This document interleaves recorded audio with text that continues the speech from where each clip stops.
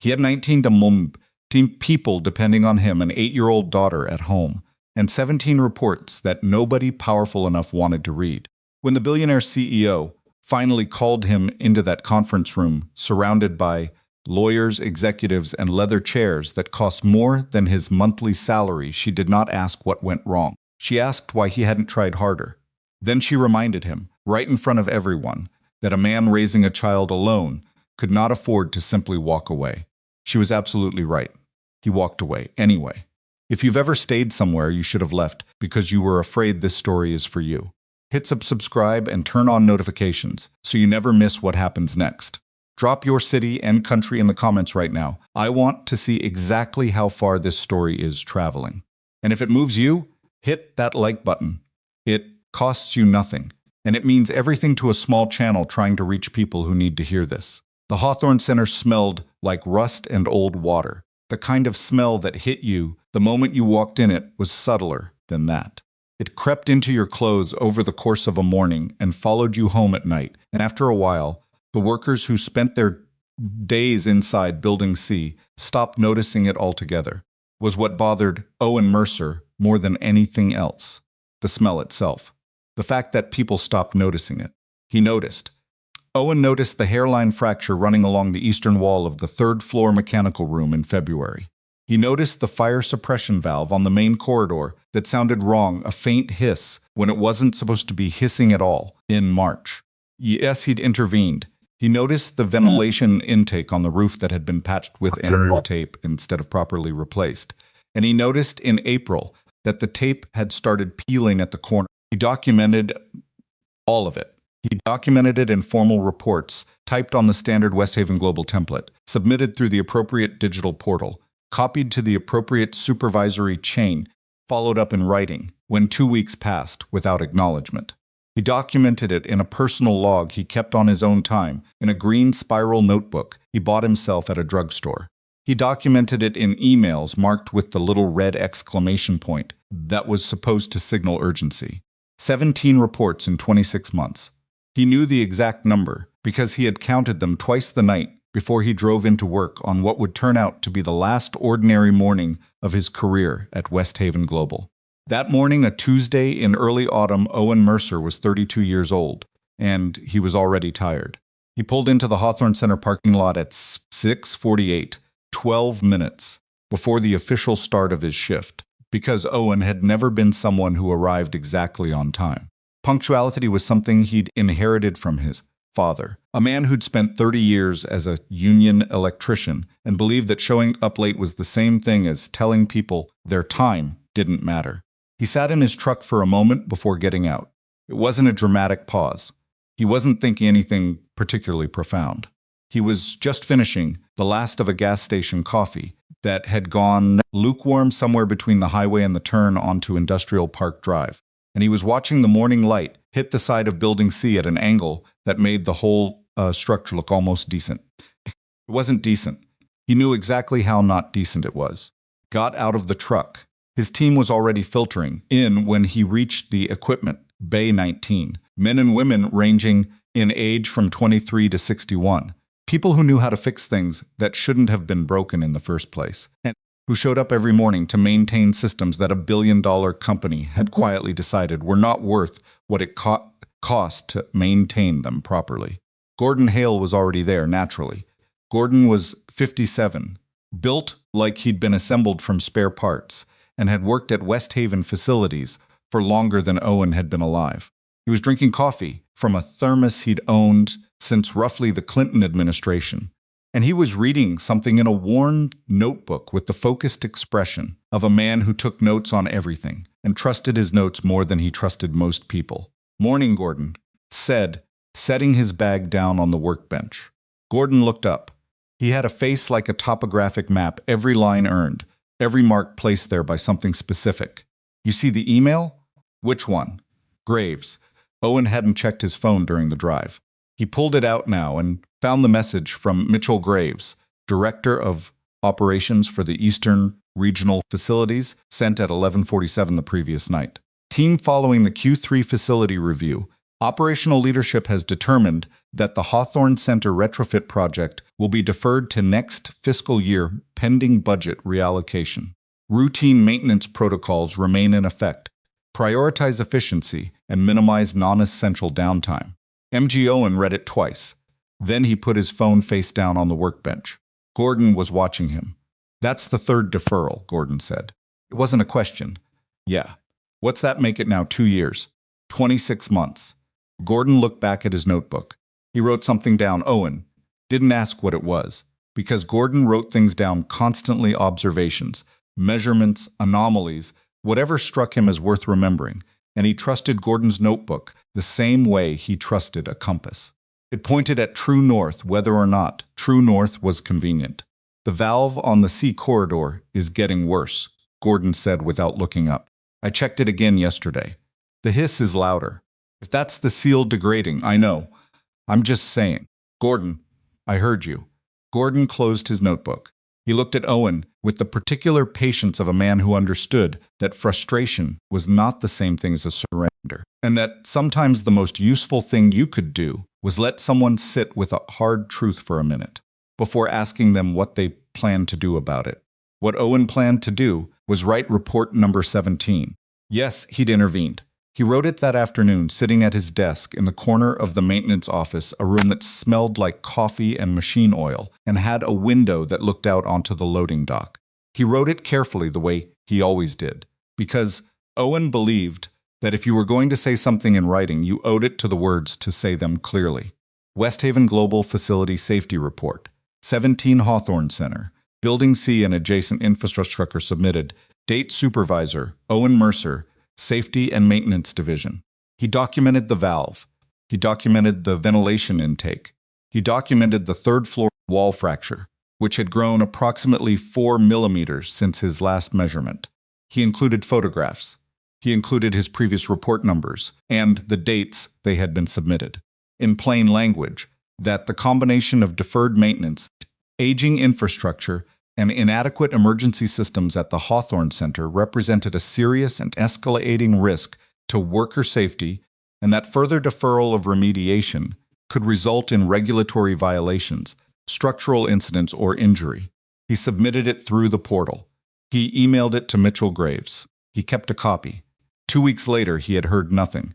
3 weeks later, a state inspection team arrived at the Hawthorne Center unannounced on a Wednesday morning, and Owen Mercer watched from the doorway of the equipment bay as the lead inspector walked slots down the C corridor, stopped front of the ventilation panel, and began writing on his clipboard, with an expression that told Owen everything he needed to know. Yes, he'd intervened. He learned later from Gordon, who learned it from a friend in the regional compliance office, that the inspection had been triggered by an anonymous tip. He never found out who made the call. He suspected Gordon. Gordon denied it with the same placid expression he used for everything, which meant exactly nothing. The inspection findings went up the chain of Westhaven Global faster than anything Owen had ever submitted. 3 days after the inspection, his phone rang. The caller ID said, Westhaven Global Executive Office. He had never gotten a call from the executive office. He answered it in the parking lot, standing next to his truck, because the call came at 4:30 in the afternoon, when most of his team had already gone home. The woman on the other end had a professional voice, warm but efficient, the voice of someone who managed other people's schedules for a living. "Mr. Mercer, this is Amanda Walsh, assistant to Ms. Langford. Ms. Langford would like to meet with you Thursday morning, 9 o'clock, at the Westhaven corporate headquarters. Will you be available?" Owen looked up at the side of Building C. The industrial tape on the ventilation intake was fully peeled back now. He could see it from the parking lot. "I'll be there," he said. He wore the suit he kept for parent-teacher conferences and job interviews, a charcoal gray that still fit reasonably well, and he drove to the Westhaven Global corporate headquarters on Thursday morning with a manila folder on the passenger seat, containing printed copies of all 17 reports, organized by date.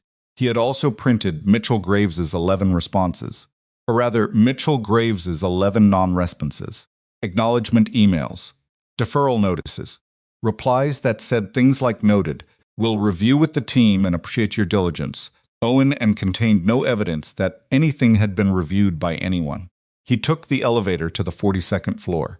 The executive conference room was everything the Hawthorne Center was not. Floor-to-ceiling glass. A table that probably cost more than Owen's annual salary. Water in crystal pitchers. A view of the city that made everything below look small and manageable and very far away. There were 6 people in the room when Owen walked in. He recognized Mitchell Graves, immediately a broad-shouldered man in his late 40s, with the permanent, slight flush of someone who ran slightly too hot in every sense. There were 2 other executives Owen didn't know. There was a man in a dark suit who had the specific stillness of a lawyer who was there to listen and not speak. There was a woman taking notes at a small side table, and there was Celeste Langford. Owen had seen her photograph, of course. Westhaven CEO was on the company website, in the annual reports, in the occasional business magazine that ended up in the break room at Hawthorne. In photographs, she looked precise dark hair, composed expression. The kind of person who photographed well because she was always ready. In person, she looked young. That was the thing that struck him. He knew she was 30 years old. He had read the profile pieces the way you read about a distant weather system, just to know it existed, but knowing a number and seeing a face were different things. Yes, she was dressed in a charcoal blazer and sitting at the head of the table with a legal pad in front of her and a pen in her hand. And she looked like someone who was completely in control of the room and also, somewhere underneath that, entirely comfortable with what was about to happen. "Mr. Mercer," she said, standing briefly to shake his hand. Her grip was firm. "Thank you for coming in." "Of course," Owen said. He sat down across from Mitchell Graves without looking at him. It started the way these things always start, with careful language. Celeste opened by explaining that the inspection findings were being taken seriously, that Weston was committed to worker safety, that the purpose of this meeting was to understand what had happened and how to move forward. Then she looked at Owen and said, "Can you walk us through your concerns about the Hawthorne Center?" Owen looked at the manila folder in front of him. "I've had 17 documented concerns," he said, "over 26 months. Would you like me to start at the beginning?" A brief pause. "Please." He started at the beginning. He talked for nearly 20 minutes without our interruption. He described the valve, the ventilation system, the wall fracture, the fire suppression equipment that had been flagged for replacement 3 years ago. He described the pattern of deferred repairs, the budget deferrals, the gap between what was written in Westhaven's official maintenance records and what he and his team actually saw every day. He pushed the 17 reports across the table. Mitchell Graves's jaw tightened almost imperceptibly. When Owen finished, there was a silence in the room that lasted about 4 seconds, which, in a room like that, felt much longer. Then Celeste said, "Did you escalate these concerns beyond Mr. Graves?" Owen looked at her. "I escalated them to Mr. Graves 17 times," he said, "in writing, but beyond him, to regional operations leadership, to the compliance division." Owen kept his voice level. "The protocol for facility safety reports is to submit through your direct operational supervisor. That's Mr. Graves, that's what I did. 17 times. I'm asking whether you considered going outside that protocol." It was a careful question. Owen understood exactly what it was doing. It was repositioning the conversation, not, "Why didn't anyone act on these reports?" but "Why didn't you try harder to be heard?" He breathed once through his nose. "Ms. Langford," he said, "I submitted 17 formal reports through the appropriate channel. I followed up in writing when I didn't receive responses. I used the system that your company gave me to use." Started to say something. The lawyer touched his arm slightly, and Mitchell stopped. Celeste set down her pen. She studied Owen for a moment with an expression he couldn't entirely read. "I understand that," she said, "and I want to assure you that this company is taking full responsibility for." "I also want to say something," Owen said. She stopped. "What you just asked me whether I escalated beyond Mr. Graves, I understand why you asked it. But I want to be direct with you, because I don't think I have anything to lose at this point." He paused. 19 people work under me at Hawthorne. A lot of them have been there longer than I have. Yes, he'd intervened. They do good work in a building that hasn't been maintained the way it should be, and they keep doing good work anyway, because that's who they are. My job is to protect them. I've been trying to do that for 26 months. Was quiet. So no, Owen said. I didn't go around the system. I tried to work inside it, and the system didn't work. The silence after that lasted a little longer. Mitchell Kidd intervened. Then Mitchell Graves cleared his throat and began explaining in the careful, managed language of a man who had prepared for this, that the operational decisions at Hawthorne had been made in the context of budgetary constraints, competing priorities, and a good faith assessment of risk, that, in hindsight, could have been more conservative. Owen listened. He watched Celeste listening. She was writing on her legal pad, and he couldn't see what she was writing, but he noticed that she didn't look up at Mitchell while he spoke. She kept her eyes on whatever she was writing. When Mitchell finished, Celeste set down her pen. "Thank you, Mitchell," she said.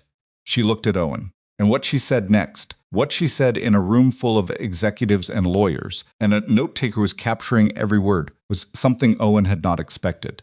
"Mr. Mercer," she said, "you're raising an 8-year-old daughter on your own." The room seemed to get slightly quieter. "That's a significant responsibility," she continued. "The position you have at Westhaven, the salary, the benefits, I imagine, that's not something you can walk away from easily." She didn't say it unkindly. That was the thing. She said it almost gently, like she was acknowledging something real and difficult about his life, like she was offering him a kind of understanding. But Owen heard what it actually was. It was a reminder. It was a very polite, very expensive, very carefully worded reminder that he was a man who needed this job, and that the people in this room knew it. He felt something shift in his chest, not anger exactly, something colder and quieter than anger. He looked around the table. He looked at Mitchell Graves, who was examining the water pitcher with great concentration. He looked at the two executives he didn't know, who were both studying their notebooks. He looked at the lawyer in the dark suit, who was looking at him with the neutral expression of a man who was not paid to feel things. He looked at Celeste Langford. She was still watching him, waiting to see what he would do with what she'd just given him. Owen looked down, and he noticed, for the first time, the empty cardboard box sitting beneath the conference table. It was a shipping box, nothing special. Brown corrugated, maybe 12 inches square.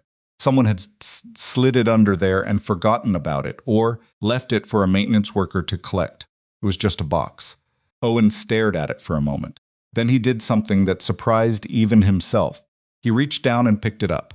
He folded it together, the kind of practiced fold you do when you've moved apartments twice in 5 years, when you've packed a child's belongings into boxes more than once, when you've learned that cardboard boxes are essentially portable decisions.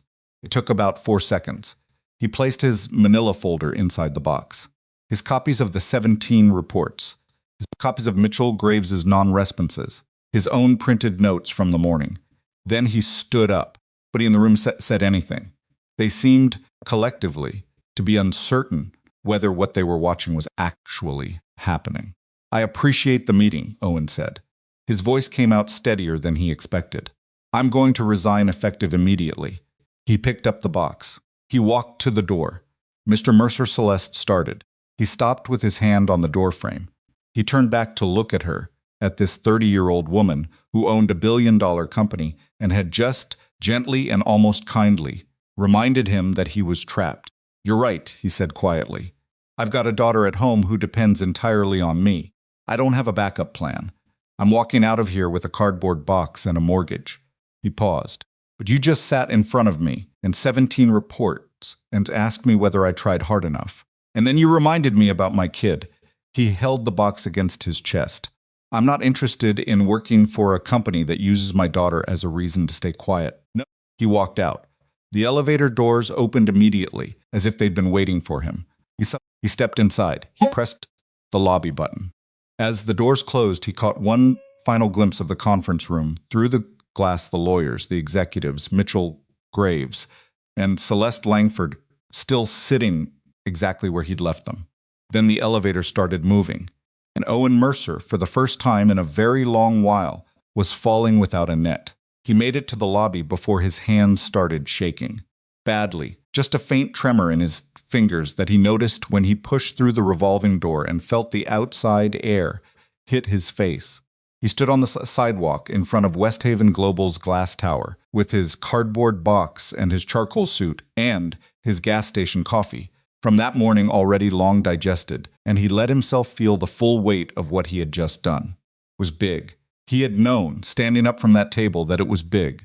He had felt the size of it, in the same way you feel a weather change before the rain actually arrives, a pressure shift, something in the air.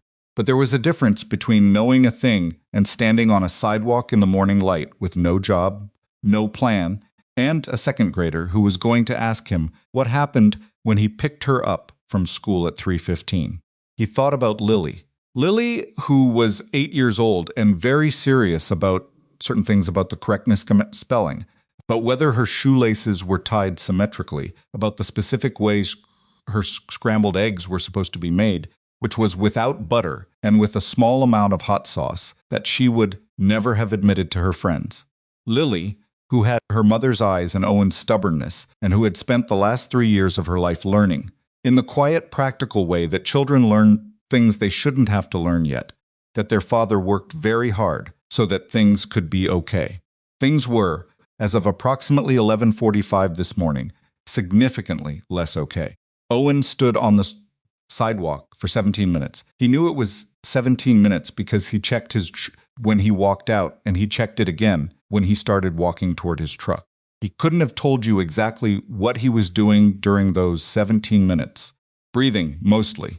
Watching people walk past who had absolutely no idea that his entire professional life had just imploded in a conference room on the 42nd floor. At one point, a pigeon landed about 3 feet from him, looked at him with the deeply unimpressed expression that pigeons deploy universally, and then left. Almost laughed.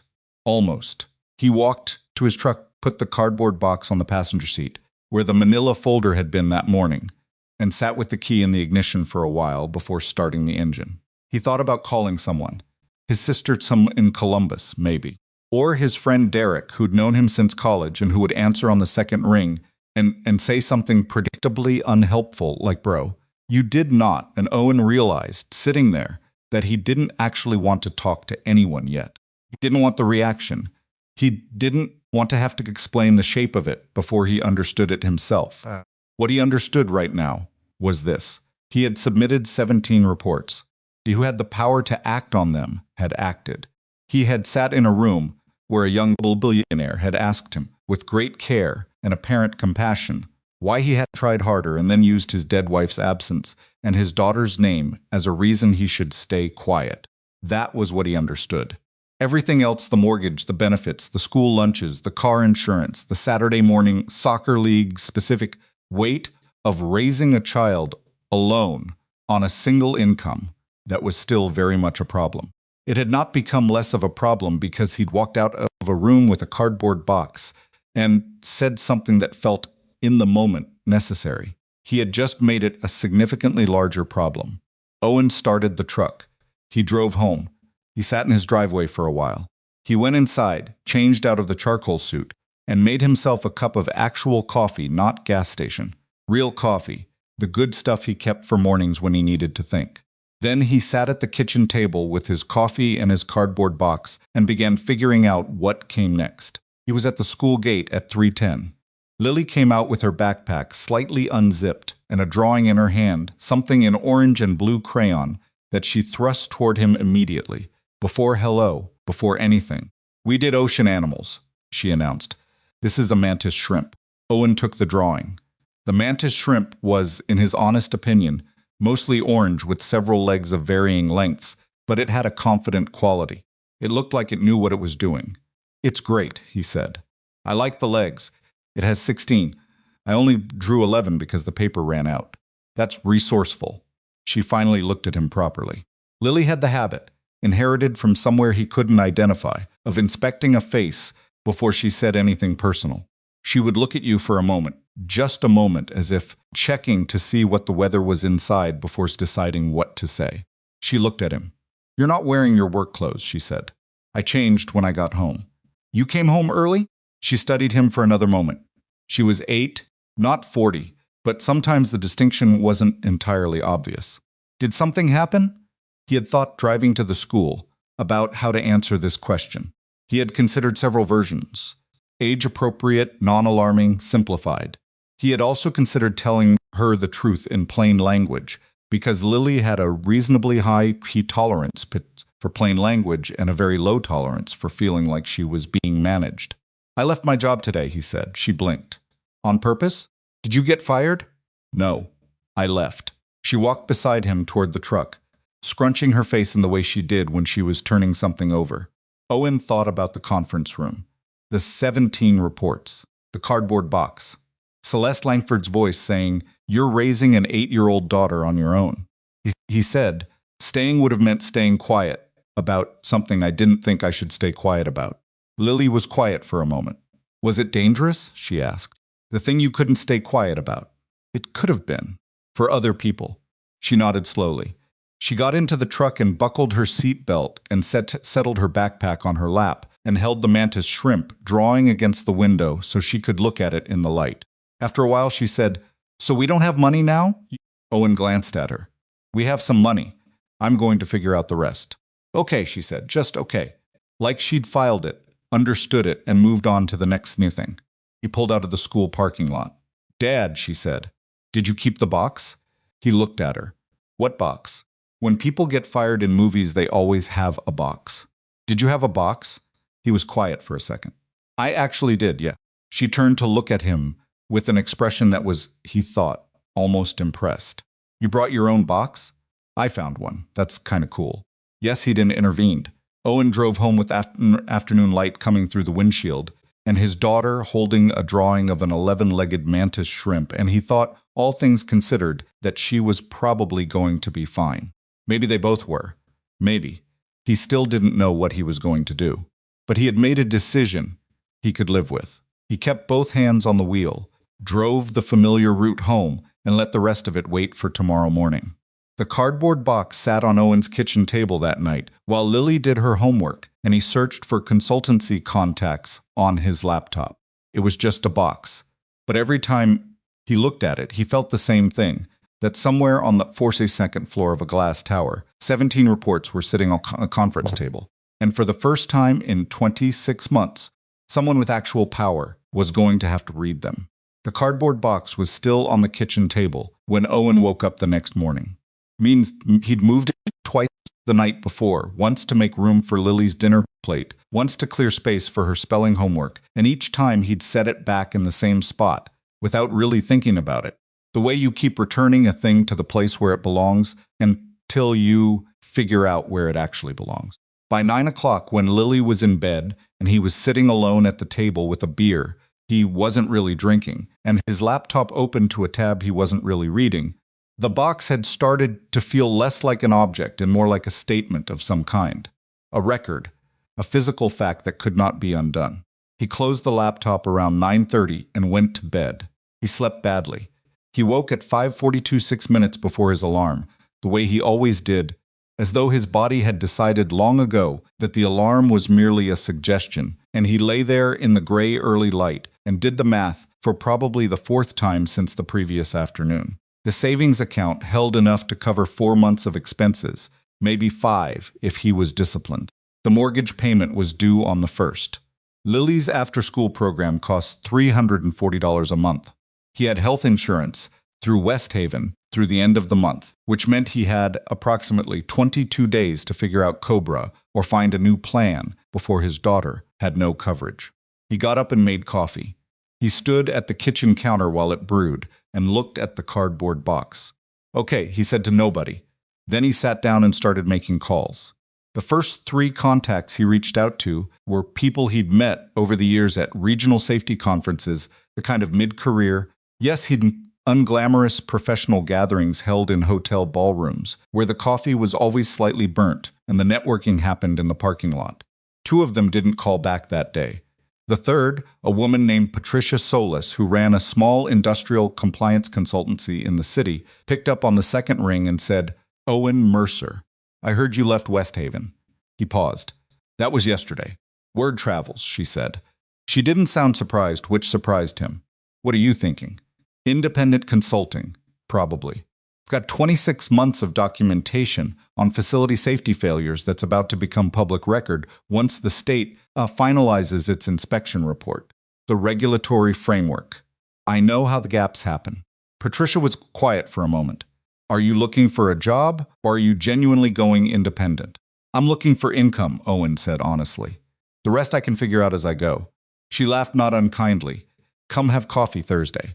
I've got 2 clients who've been asking for someone with your background, and I've been putting them off because I didn't have anyone good to send. He wrote Thursday Patricia on a post-it note and stuck it to the refrigerator. It wasn't a plan. It was the beginning of a maybe.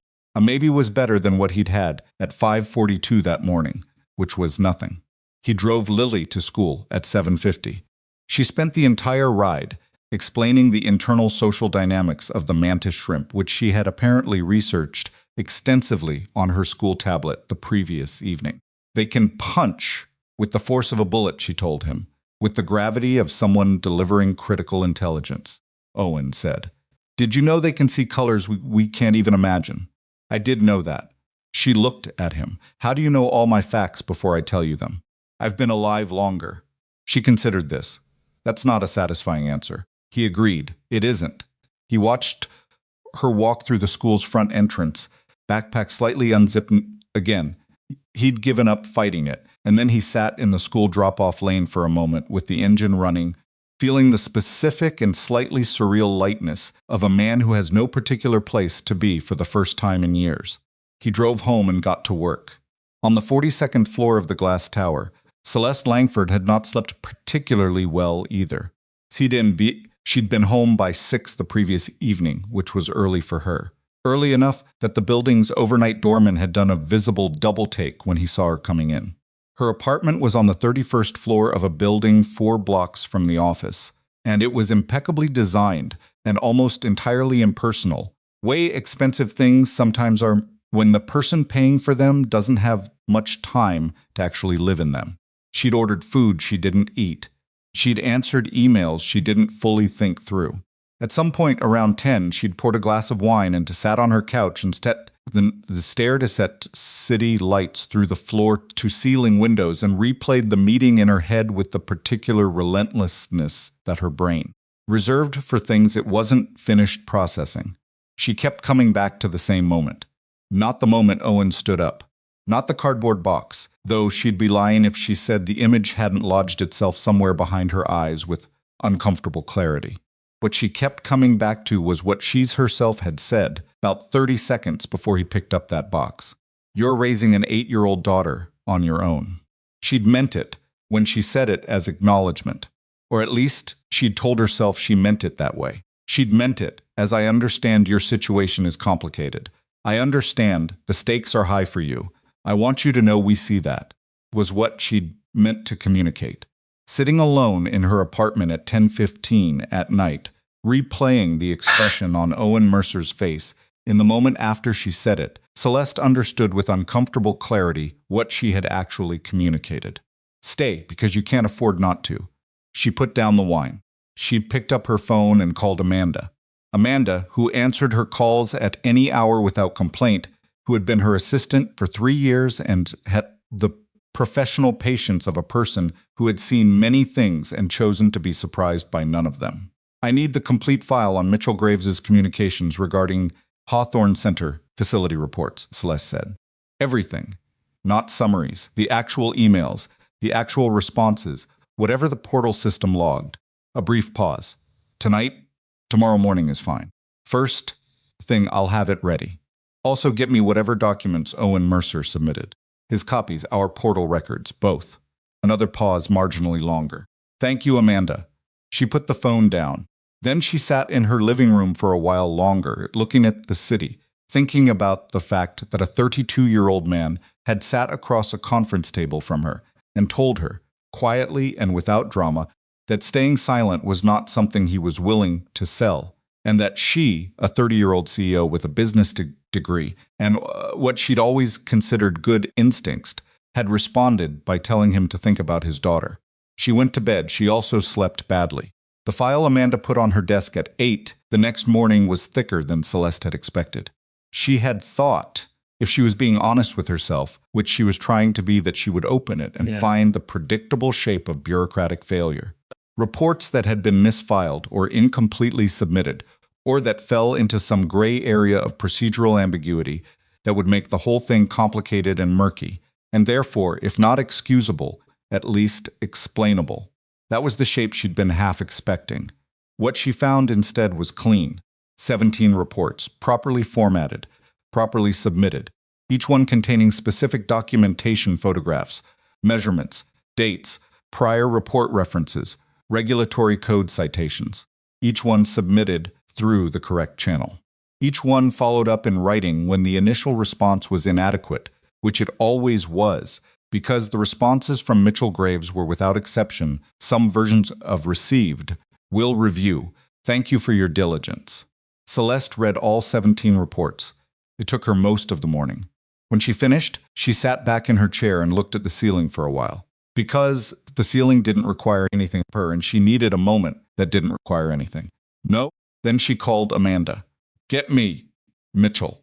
Mitchell Graves arrived in her office 20 minutes later looking like a man who had prepared for this conversation, which meant he had prepared the wrong things. He sat across her desk in the large office with the city view that Celeste had never entirely gotten used to. She'd grown up in a 2-bedroom apartment in a city that was not this one, and she sometimes still felt faintly like a trespasser in rooms this size, and he adjusted his jacket and waited. Celeste 17 reports on her desk. Walk me through your decision-making, she said. Mitchell's expression settled into something practiced. The Hawthorne Center reports were reviewed in the context of the prepared version, Celeste said. The real one. He stopped. She waited. The cost of the remediation, he said, finally, in a voice that had lost most of its preparation. The full scope of what Mercer was describing, the ventilation overhaul, the suppression system replacement, structural review on Building C. We were talking about a figure that would have required executive budget authorization. And the facilities were operational. Nothing had failed yet. Nothing had failed visibly, Celeste said. He didn't answer that. Did you believe the reports were accurate? She asked. A long pause. I believe they identified real issues. Why, Pete? Because acting on them would have cost money that wasn't in my regional budget, Mitchell said, and the practice quality was entirely gone now. Requesting authorization would have meant explaining why my facilities had deferred maintenance at that level. It would have been my failure. He paused. I kept thinking we'd get to the next budget cycle. Celeste looked at him for a while. How many budget cycles? She asked. He didn't answer. She suspended him pending investigation before noon. Mitchell left her office with the expression of a man who had known somewhere that this moment was inevitable, the switches, which somehow made it worse, not better. If he'd known it was coming and still made the choices he'd made, what did that say about what he believed the company expected of him? That question stayed with Celeste for the rest of the afternoon. She had assumed, when she began the investigation in earnest, that Mitchell Graves would be the center of it. One bad actor, one series of bad decisions, one failure of character in one operational director who had chosen his own comfort over his workers' safety. Investigations have a way of refusing to be that simple. By the end of the first week, no plianced. Her internal compliance team, she'd pulled different divisions so they wouldn't have prior working relationships with the subjects, had turned up something that made the Mitchell situation look, in comparison, almost contained. She read the report on a Friday evening, sitting at her desk with the overhead lights off and the city doing its nighttime thing through the window. The finding was this: Mitchell Graves had not been uniquely bad. He had been operating within a system that had been quietly designed over several years and across multiple levels of management to prevent uncomfortable information from reaching the people at the top who could act on it. The system wasn't written down anywhere. It wasn't a policy. It was something more insidious than a policy. It was a culture. A shared understanding, distributed across a dozen managers and half a dozen departments. The way you protected your position at Westhaven Global was to make sure the news that reached upward was the kind of news that wouldn't create problems for you. Reports got softened. Concerns got reframed. Urgent became routine. Routine became handled. Handled meant it didn't need to go further. 17 reports from one facility safety supervisor in one building, written in plain language about real and escalating danger, had been absorbed by this system and disappeared. What Celeste understood, reading the compliance report in her dark office on a Friday night, was that she had built this company. She had taken it from a regional mid-size operation to a billion-dollar enterprise in 6 years. She had made the decisions about structure, about incentives, about what got rewarded and what got scrutinized. She had built the system that had swallowed Owen Mercer's 17 reports. She put the report down. She sat very still for a while. Then she picked up her phone and called Amanda. "I need Owen Mercer's contact information." A pause. "He's no longer an employee, Ms. Langford." "That, Amanda. I'll find it." The 47-page maintenance log turned up the following Monday, delivered to Celeste's desk inside a manila envelope that had been pulled from a filing cabinet in the Hawthorne Center equipment room during the compliance team's on-site review. It wasn't a Westhaven document.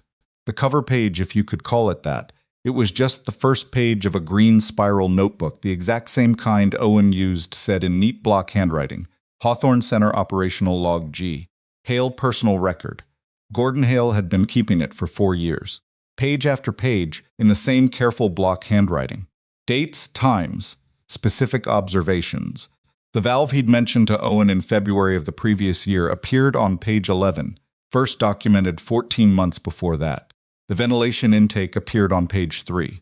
There were entries about workers improvising repairs, not because they were cutting corners, but because the correct part hadn't been ordered and the work still needed doing, and people were depending on those systems to function. There were entries about morale. Not dramatic entries. Gordon wasn't a dramatic man, as far as the writing suggested. Matter-of-fact observations. Matter-of-fact observations. The kind a person makes when they've been watching something long enough that they've stopped expecting it to change but haven't stopped noticing it. Team working well despite ceiling issue in Bay 2. Morale acceptable. Nobody complaining loudly. This concerns me more than loud complaints would. Written 18 months ago, 2 lines. The most quietly devastating 2 lines Celeste had read in a long time. She read all 47 pages. When she finished, she understood something she had not understood before. Not really, not in her bones. Owen Mercer had not been trying to protect equipment. He had been trying to protect Gordon Hale, who kept a private log because nobody above him seemed to care about the official one. He had been trying to protect the 23-year-old who had started 6 months ago and didn't know yet that the ceiling in Bay 2 had been flagged for repair 3 times without result. Yes, he'd intervened. He had been trying to protect the people who showed up every morning and did good work inside a building that the company had decided, through layers of comfortable inaction, was not worth what it cost to maintain them safely. Celeste set the notebook down on her desk. She looked out at the city for a while. She picked up her phone and said, "Amanda, did you get Owen Mercer's number?" "Good. I need to set up a meeting." A pause. "Should I have legal present?" Celeste thought about the 47 pages. Sotnity nont. She thought about Owen at the door of the conference room with a cardboard box against his chest, saying, "I'm not interested in working for a company that uses my daughter as a reason to stay quiet." She said, "Just him, and just me." Owen got the call on a Wednesday afternoon, 9 days after he'd walked out of Westhaven's lobby. He was sitting at his kitchen table with a cup of coffee and 3 open browser tabs, one showing Cobra health insurance options, one showing the website of Patricia Solis's consultancy, where he'd had a good meeting 2 days earlier and was waiting on a follow-up email, and one showing a job listing for a regional safety director position at a manufacturing company 2 hours north of the city, which paid well, but would mean uprooting Lily from her school and her friends, and the mantis shrimp drawing that was now taped to the refrigerator with a magnet shaped like a pineapple. He was trying to decide how far he was willing to move before moving felt like losing, when his phone buzzed. He looked at the screen. Westhaven Global Executive Office. He stared at it for 2 rings. He almost let it go to voicemail. He picked up Owen Mercer. "Mr. Mercer." He recognized Amanda's voice. "Ms. Langford would like to meet with you, if you're willing. At a time and place of your choosing." He was quiet for a moment. "What's the purpose of the meeting?" "I believe she'd like to speak with you personally," Amanda said. "I don't have more detail than that." Owen looked at the mantis shrimp on the refrigerator. Lily had drawn the punchline clause in red crayon, slightly too large, which was probably accurate from the mantis shrimp's perspective. "Tell her I need a few days to think about it," he said. "Of course," Amanda said. "I'll let her know." He put the phone down. He sat with it for the rest of the afternoon. He didn't tell Lily about the call that evening because it didn't feel like something to tell. Yet it felt like something to carry alone for a while. To examine from different angles the way you turn something over in your hands before deciding whether it's useful or just sharp. The thing was, he wasn't angry at Celeste Langford the way he'd expected to be. He'd thought, walking out of the glass tower 9 days ago, that what he felt was something clean and hard fury, maybe, or contempt. But sitting in his kitchen with the cold coffee and the refrigerator magnet and the insurance tabs, what he actually felt was more complicated. He was angry, but he was also, underneath the anger, genuinely curious about what she had done with the 17 reports, once she'd had no choice but to read them. He was curious whether she had actually read the 47 pages. He suspected she had. He called Patricia Solis the next morning and told her he might have something to figure out before committing to her client's projects. Patricia, who had been navigating professional complications for longer than Owen had been working, said, "Take the time you need. The clients will wait." Then she paused and said, "Is this about Westhaven?" And when he didn't immediately answer, she said, "Owen, be careful. Be careful about what you're willing to accept from people who are apologizing with other people's money." He thought about that for a long time after he hung up. Thought about he'd intervened, who was still showing everything up at Hawthorne every morning with his Miss Tersons and his notebook. Gordon, who had kept 47 pages of careful documentation for 4 years, because the belief that someone, somewhere, would eventually need the truth in writing, had not entirely left him. Owen called Westhaven's executive office back on Friday. He agreed to meet. He told himself he was going out of curiosity, not hope. He told himself there was a meaningful difference between those two things. He wasn't entirely sure he believed it, but he drove to the meeting anyway, on a gray Tuesday morning, with rain threatening from the north, and a second cup of coffee in the cup holder, and no cardboard box this time because he hadn't decided yet whether he was staying or leaving, and that meant he had nothing to pack. The lobby of the glass tower looked exactly the same as it had 11 days ago. Owen pushed through the revolving door and pressed the elevator button and waited. Upstairs on the 42nd floor, Celeste Langford was sitting in the conference room, without lawyers, without executives, without notes on a legal pad. She was just sitting there, waiting to see whether the man with her daughter's name was willing to come back and tell her what she'd actually broken. The elevator opened on the 42nd floor, and Owen stepped out into the same carpeted corridor he'd walked 11 days ago, in his charcoal suit, with his manila folder and his 17 reports, and a certain kind of dread that he'd mistaken at the time for professionalism. Today he was wearing dark jeans and a gray Henley because he'd stood in front of his closet for 4 minutes that morning and decided that if he was going to this meeting as himself, which was the only version of himself he had left to bring, he wasn't going to spend it inside a suit that belonged to a different version of the conversation. Amanda met him at the reception desk. She was a composed woman in her mid-40s, with the specific quality of someone who had learned to be unreadable as a professional survival skill, and she said, "Mr. Mercer, thank you for coming," and walked him down the corridor without small talk, which he appreciated. She stopped at the conference room door. "Mrs. Langford is inside," Amanda said. "Can I get you anything? Coffee, water?" "I'm fine," Owen said. "Thank you." Amanda opened the door and stepped back. Owen walked in. The room looked the same. Same floor-to-ceiling glass, same long table, same view of the city that made everything below look small. But the room was otherwise empty. No lawyers, no executives, no note-takers at side tables. Just Celeste Langford, sitting midway down the table rather than at the head of it, with a glass offer in front of her, and nothing else. Legal pad, no pen, no prepared notes. She stood when he came in. She didn't extend her hand. This time she seemed to decide against it, which Owen noticed, though he couldn't have said precisely what it meant. "Thank you for coming," she said. "Please sit wherever you'd like." He sat across from her, leaving one chair between them and the corner of the table. Close enough to talk, far enough to think. She sat back down.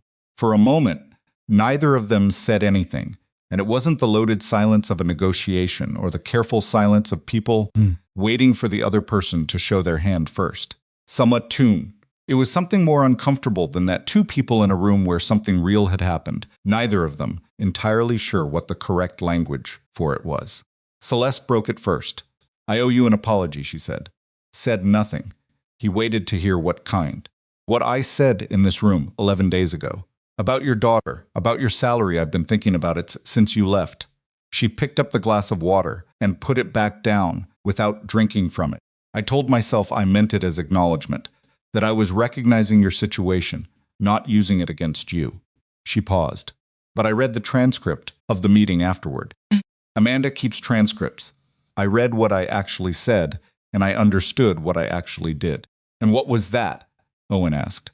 She looked at him directly. He noticed the particular quality of someone who had decided to stop managing the impression she was making, which was paradoxically the most impressive thing she'd done since he'd walked in. "I reminded a man who was telling me that people might get hurt, that he couldn't afford to make trouble," she said, in front of 6 other people, in a room where the power was entirely mine. She paused. That wasn't concern. That was a threat wrapped in the language of concern. Owen looked at the table for a moment. He hadn't expected her to say it that clearly. He'd prepared, on the drive over, for something more managed, a careful corporate apology, the kind that expresses regret for the impression that may have been created, rather than the thing that actually happened. He'd been braced for lawyers and positioning and a settlement number on a piece of paper. Yes, he hadn't prepared for this. "Okay," he said. "That's not all," Celeste said. She shifted slightly in her chair. "I also need to apologize for the company, and that one is more complicated because the company is what I built." She stopped. "I suspended Mitchell Graves the day after our meeting. I had the compliance team review his communications regarding your reports." "All 17. Owen kept his face still. "Every one of them existed," she said. "He received them. He read at least portions of them. I can see the read receipts in the system. He chose not to act on them, because acting would have cost money he didn't have in his regional budget, and would have required him to explain to people above him why his facilities were in the condition they were in." She paused. He was protecting his position. "I know," Owen said. "I know you know." She looked at him. "What I didn't know, what I'm still working to understand, is that Mitchell wasn't an isolated failure. The compliance review found that our management structure, across multiple levels and multiple departments, has been gradually built around the idea that the way you succeed at Westhaven is by making sure uncomfortable information doesn't travel upward." She said it flatly, without drama, like she was reading a diagnosis out loud. "Problems get softened. Reports get reframed. Urgent becomes routine. And it doesn't happen because people are bad. It happens because that's what the incentives taught them to do." Looked at her carefully. "And who built the incentives?" A beat. "I did," she said, "not intentionally. But I built this company, and I set the culture, and I rewarded the behaviors that created it." She exhaled once through her nose. "I read your 17 reports, Mr. Mercer." "Owen." She blinked slightly. "Owen." She seemed to adjust to the first name. "I read all of them. Then I read Gordon Hale's notebook. Went very still. 47 pages, she said. 4 years. Written in a green spiral notebook on his own time because he believed someone eventually would need the truth in writing." She looked at him. He documented workers improvising repairs with parts they sourced themselves because the correct parts hadn't been ordered. He documented people walking under a ceiling that had been flagged 3 times. 18 months ago, that morale was acceptable and that nobody was complaining loudly, and that this concerned him more than loud complaints would have. Knew the entry. Gordon had read it to him once, almost offhandedly, the way Gordon shared things not as a dramatic revelation, but as a data point that he thought the other person should have. "He keeps notes on everything," Owen said. "I know that now." Celeste was quiet for a moment. "I want to ask you something, and I want you to understand that I'm not asking it to prepare for anything. I'm asking because I genuinely don't know." Owen waited. "What did it actually look like?" she asked. "Inside Hawthorne. The inspection findings. Not the report language. What did it look like when you showed up every morning and tried to do your job in a building that nobody above you was willing to fix? Owen looked at her for a moment. He had not expected that question. He thought about how to answer it, whether to answer it carefully, in managed language of a professional describing professional circumstances, or whether to answer it the way it actually was, which was different. He decided it didn't matter anymore what was careful. It looked like Gordon checking the valve on C corridor every single morning, he said. Yes, and intervened, and writing down the measurements in his notebook because he knew nobody else was tracking it, and if something failed, he wanted to be able to say exactly when it started getting worse. He paused. It looked like Rosa. She's 23. She's been with us 7 months, walking through Bay T2, hugging the left wall, because she figured out on her own that the ceiling on the right side wasn't right. Even though nobody told her that officially, because she's smart and she pays attention, and she'd been around long enough to read the room. Celeste was listening without moving. It looked like Danny Okafor buying $40 of emergency gasket material out of his own pocket in March because the vendor order had been held for 6 weeks and the compressor room needed it immediately, and he knew if he submitted a personal expense reimbursement request, it would sit in the system for 2 months. Owen's voice was level. He wasn't performing this. He was just saying it the way it was. And then spending 3 weeks trying to get the $40 back from accounts payable, because the personal expense category doesn't cover field materials. He paused. He got $31 back. They disputed $9 on a technicality. Celeste closed her eyes for a moment. It looked like a safety meeting every other Friday, Owen continued, where I'm standing in front of 19 people who know exactly what the real situation is in that building. And I'm telling them to continue following protocols and documenting everything. And I'll keep escalating. And I can see in their faces, not all of them. Some of them have gotten good at not showing it. I can see that they've started to believe that telling the truth doesn't change anything. He looked at the table. That's the thing that got to me most. Not the valve or the ceiling or the ventilation tape. The moment when good people stop believing that telling the truth is worth the effort.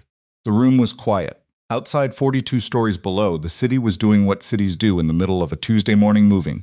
Loud, indifferent. Danny should get his $9, Owen said. Celeste made a sound that was almost a laugh, but wasn't quite. I'll see to it. I'm not joking. I know you're not. She looked at him steadily. That's why I asked. They sat with that for a moment, and then Celeste said, I want to tell you what I've done since you left, and what I'm planning to do. I want to be honest that I'm telling you not to impress you, but because I think you have the right to know what happened to your 17 reports after you weren't here to protect them anymore. Said, go ahead. Mitchell Graves's suspension had become a termination, she told him, pending the completion of the compliance investigation which was ongoing, and had, in the past week, expanded to include 3 other regional operations directors whose facility reporting patterns showed similar characteristics. Emergency repair authorization had been unlocked for Hawthorne. A structural engineering firm had been contracted to assess Building C. The fire suppression system was being replaced. The ventilation intake had been fixed on day 3, 2 workers. 4 hours, the correct parts actually ordered. The tape finally gone. Owen listened to all of this without expression. The state inspection findings, Celeste continued, will be made part of the public record as required. We're not contesting any of them. We're cooperating fully with the follow-up review. Good, Sohn said. The broader management structure problem is harder, she said. You can fix a valve. You can't fix a culture in a week. She paused. But I've started. The compliance team is now an independent function reporting directly to me. I'm in the process of redesigning how facility safety reports are tracked, not just submitted, but actually tracked, with mandatory response timelines and escalation triggers if those timelines aren't met. Looked at her. Who's designing the new system? Right now it's me and the compliance team, and that's the wrong answer, Owen said. She stopped. You're designing a system to protect frontline workers from exactly the kind of management failure that just happened, he said. And you're doing it with a group of people who have never been frontline workers. He wasn't saying it to be difficult. He was saying it because it was true and because, as Patricia Solitz had reminded him on the phone, he had been careful about what he was willing to accept from people apologizing with other people's money. The people who should be designing that reporting system are Gordon Hale and Rosa and Danny Okafor. The people who know what actually breaks down because they've been living inside the breakdown. Celeste looked at him for a long moment. "You're right," she said.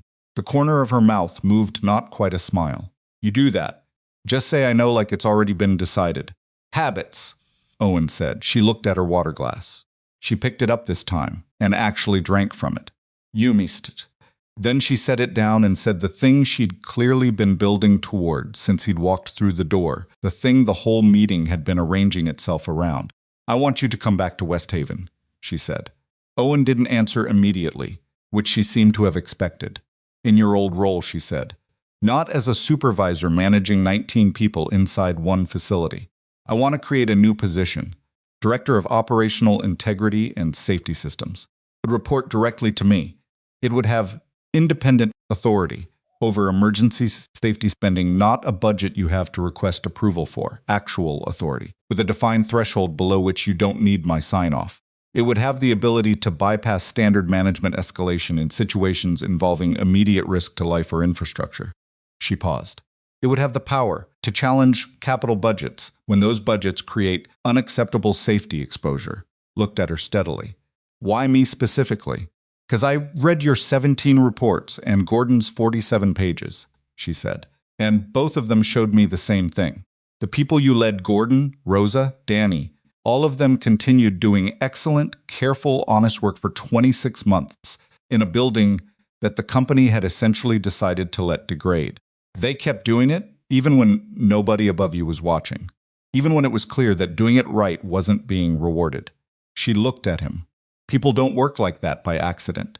They work like that because of who's leading them." She paused. "I can hire someone with better credentials. I can hire someone with a more impressive resume. I cannot hire someone whose team kept Gordon Hale writing honest notebooks for 4 years." Owen was quiet. Something about that landed differently than he'd expected.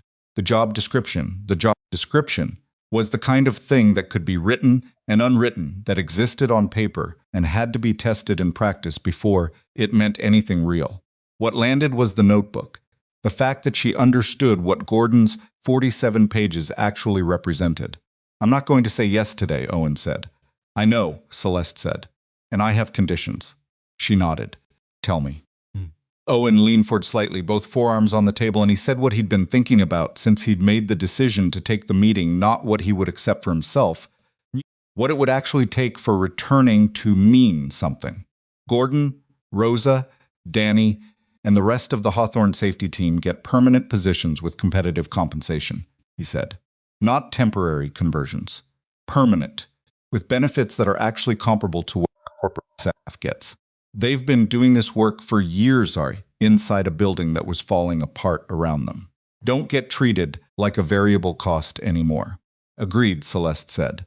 The speed of it surprised him slightly. He'd expected negotiation. He kept going. The new reporting system gets designed by frontline workers. You can have compliance oversight and legal review. But the architecture of how safety concerns are submitted and tracked and responded to gets built by the people who live inside those systems.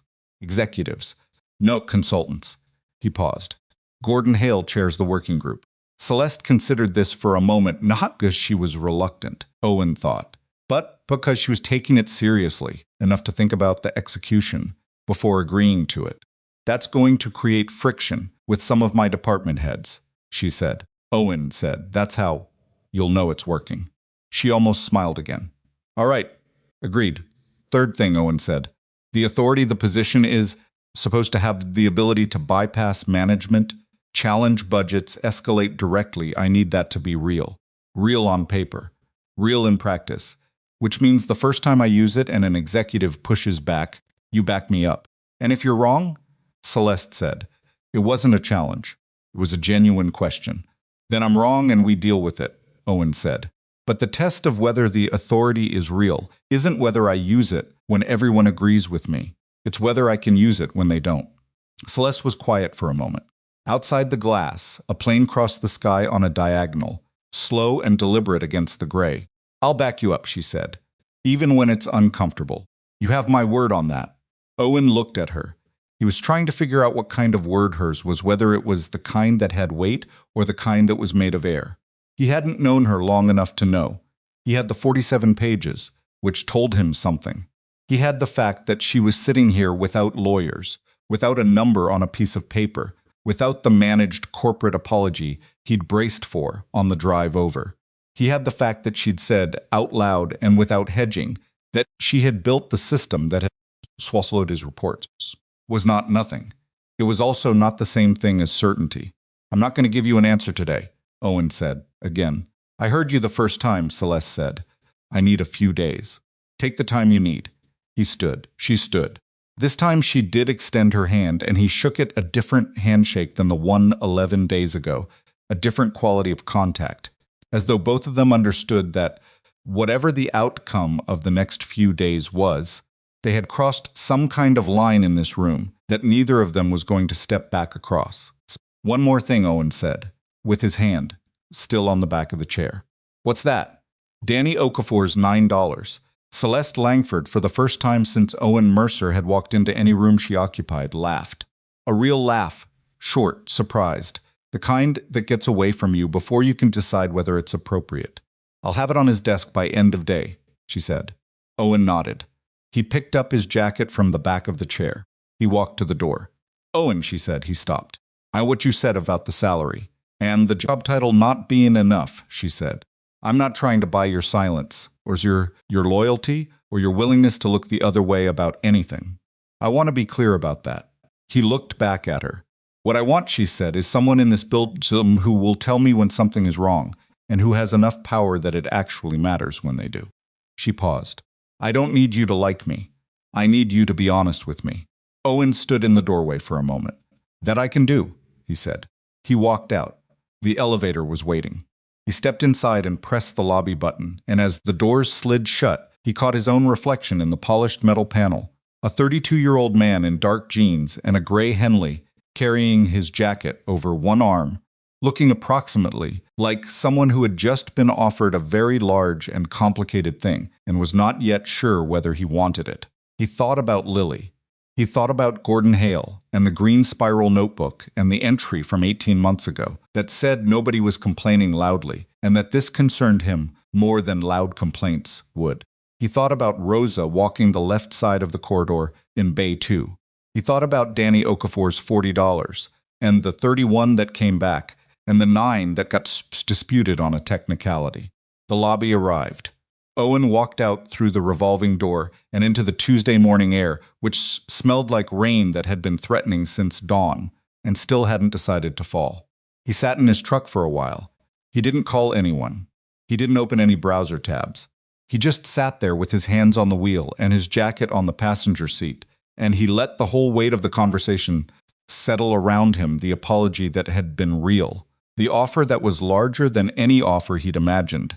Yes, he'd intervened, the conditions he'd set and the speed with which she'd agreed to them, and the question underneath all of it that he hadn't said out loud, but that had been present in the room from the moment he'd walked through the door. Should I go back? Note, is it worth it? The question was this: was there a version of returning that was not surrender? Was there a version where the cardboard box in his garage stayed a record of the moment he'd chosen self-respect, rather than becoming, in hindsight, just the awkward middle chapter of a story where the company won, after all? He sat with that for a long time. Then he started the truck and drove to school and picked up Lily at 3:15. She came out with her backpack at its usual level of disorganization and a permission slip for a field trip to the Natural History Museum that she handed him with the urgency of someone diffusing something. It's due Friday, she said, before he'd fully read it. I see that. They have a cephalopod exhibit. Do you know what a cephalopod is? She looked at him with the particular patience she reserved for questions she found slightly beneath them both. Octopus, squid, nautilus, cuttlefish. She buckled her seatbelt. Mantis shrimp are not cephalopods, but they're interesting for other reasons. We've covered this. We've covered it insufficiently. She put her backpack on her lap. How was your meeting? He glanced at her. You knew I had a meeting? You were wearing your nice jeans, she said. You only wear your nice jeans when you're going somewhere that matters. Owen thought about the fact that his 8-year-old daughter had apparently developed a taxonomy of his denim. The meeting was interesting, he said. Good interesting or complicated interesting? He pulled out of the school lane and thought about it. Complicated interesting, he said, which might turn into good interesting. I'm not sure yet. Lily considered this with the seriousness she gave most things. Is this about the box job? The box job, the job where you walked out with the box. Is this about going back there? Owen kept his eyes on the road. He had not told her about the meeting. He had not told her who called. She had arrived at this through the nice jeans and the timing and whatever system of inference she'd been quietly running inside that 8-year-old brain since the day he'd picked her from school and told her he'd left his job. Maybe, he said. What would be different this time? He thought about Celeste Langford sitting in the middle of the conference table without a legal pad. He thought about, I need someone who will tell me when something is wrong and who has enough power that it actually matters when they do. I would have power this time, he said. Not just a title. Actual authority to fix things. Lily was quiet for a moment. What's the difference between a title and actual authority? That, Owen said, is the right question. She seemed to accept this. She looked out the window at the passing street. Dad, she said, after a while. If you go back, is it because you want to, or because you're scared not to? He drove 2 full blocks before he answered. Neither, he said finally. It's because of Gordon and Rosa and a guy named Danny who spent 3 weeks trying to get $9 back from accounts payable. Lily turned to look at him. Do they need you to go back? She asked. Owen thought about that for longer than the question seemed to require, because the honest answer was not a simple yes and not a simple no. It was something more like they needed someone to go back. They needed someone to sit in rooms with the authority to say this is unacceptable and have those words actually change something. Whether that person had to be him specifically was a different question, a question about ego and about whether he believed he was uniquely suited to this or whether he just couldn't stand the thought of walking away and leaving the problem to someone who had never read Gordon's notebook. I think so, he said. Lily turned back to the window. Okay, she said, in the same tone she'd used 11 days ago when he'd told her he'd left filed, understood, moved on to the next thing. She was quiet for a moment. Then, Dad, can we get the field trip form notarized tonight, or is that not a thing? Notarized? I just sign it. I thought it looked very official. It's just a permission slip. The font was very authoritative. Owen drove the rest of the way home with the rain finally starting to come down, soft against the windshield, and his daughter explaining the structural differences between octopus intelligence and cuttlefish intelligence, and the specific reasons she felt the Natural History Museum's cephalopod exhibit would probably undersell the Nautilus. That evening, after Lily was in bed, he sat at the kitchen table again. The cardboard box was still there. He'd moved it twice today and put it back in the same spot, same as always. He sat with his coffee and looked at it for a long time. He thought about Gordon Hale getting up tomorrow morning and driving to Hawthorne and checking the valve in the C corridor out of habit, even though it had been repaired now, because 26 months of checking had become the kind of reflex you don't stop just because the thing you were checking is finally fixed. He thought about the 47 pages. He thought about the nobody was complaining loudly entry and what Gordon had meant by it, which was not that people were fine, but that they had adjusted their expectations downward to the point where suffering quietly felt like resilience. He thought about what it would mean to go back to a company that had buried 17 reports, not with the naive belief that it was fixed, because nothing was fixed. It had been 2 weeks, and 2 weeks didn't fix 26 months, but with actual authority and actual backup, and the frontline workers who knew where every broken thing was, finally in the room where the decisions got made. He thought about whether he was the right person. He thought about what Celeste had said. I cannot hire someone whose team kept Gordon Hale writing honest notebooks for 4 years. He'd intervened. He thought about Patricia Solis's warning, be careful about what you're willing to accept from people apologizing with other people's money. He thought about both of those things for a long time. The rain was steady now, against the kitchen window, and the house was quiet the way it got. After Lily was asleep, not empty, just still. He had learned to tell the difference in the years since he'd been doing this alone. He picked up the cardboard box. He carried it to the garage. He set it on the shelf next to a socket wrench set he'd had since before Lily was born, and a half-finished can of exterior primer, and a plastic bin of her old baby shoes that he kept meaning to deal with, and somehow never did. He stood there for a moment, looking at the box on the shelf. Then he went back inside, rinsed his coffee cup, and went to bed.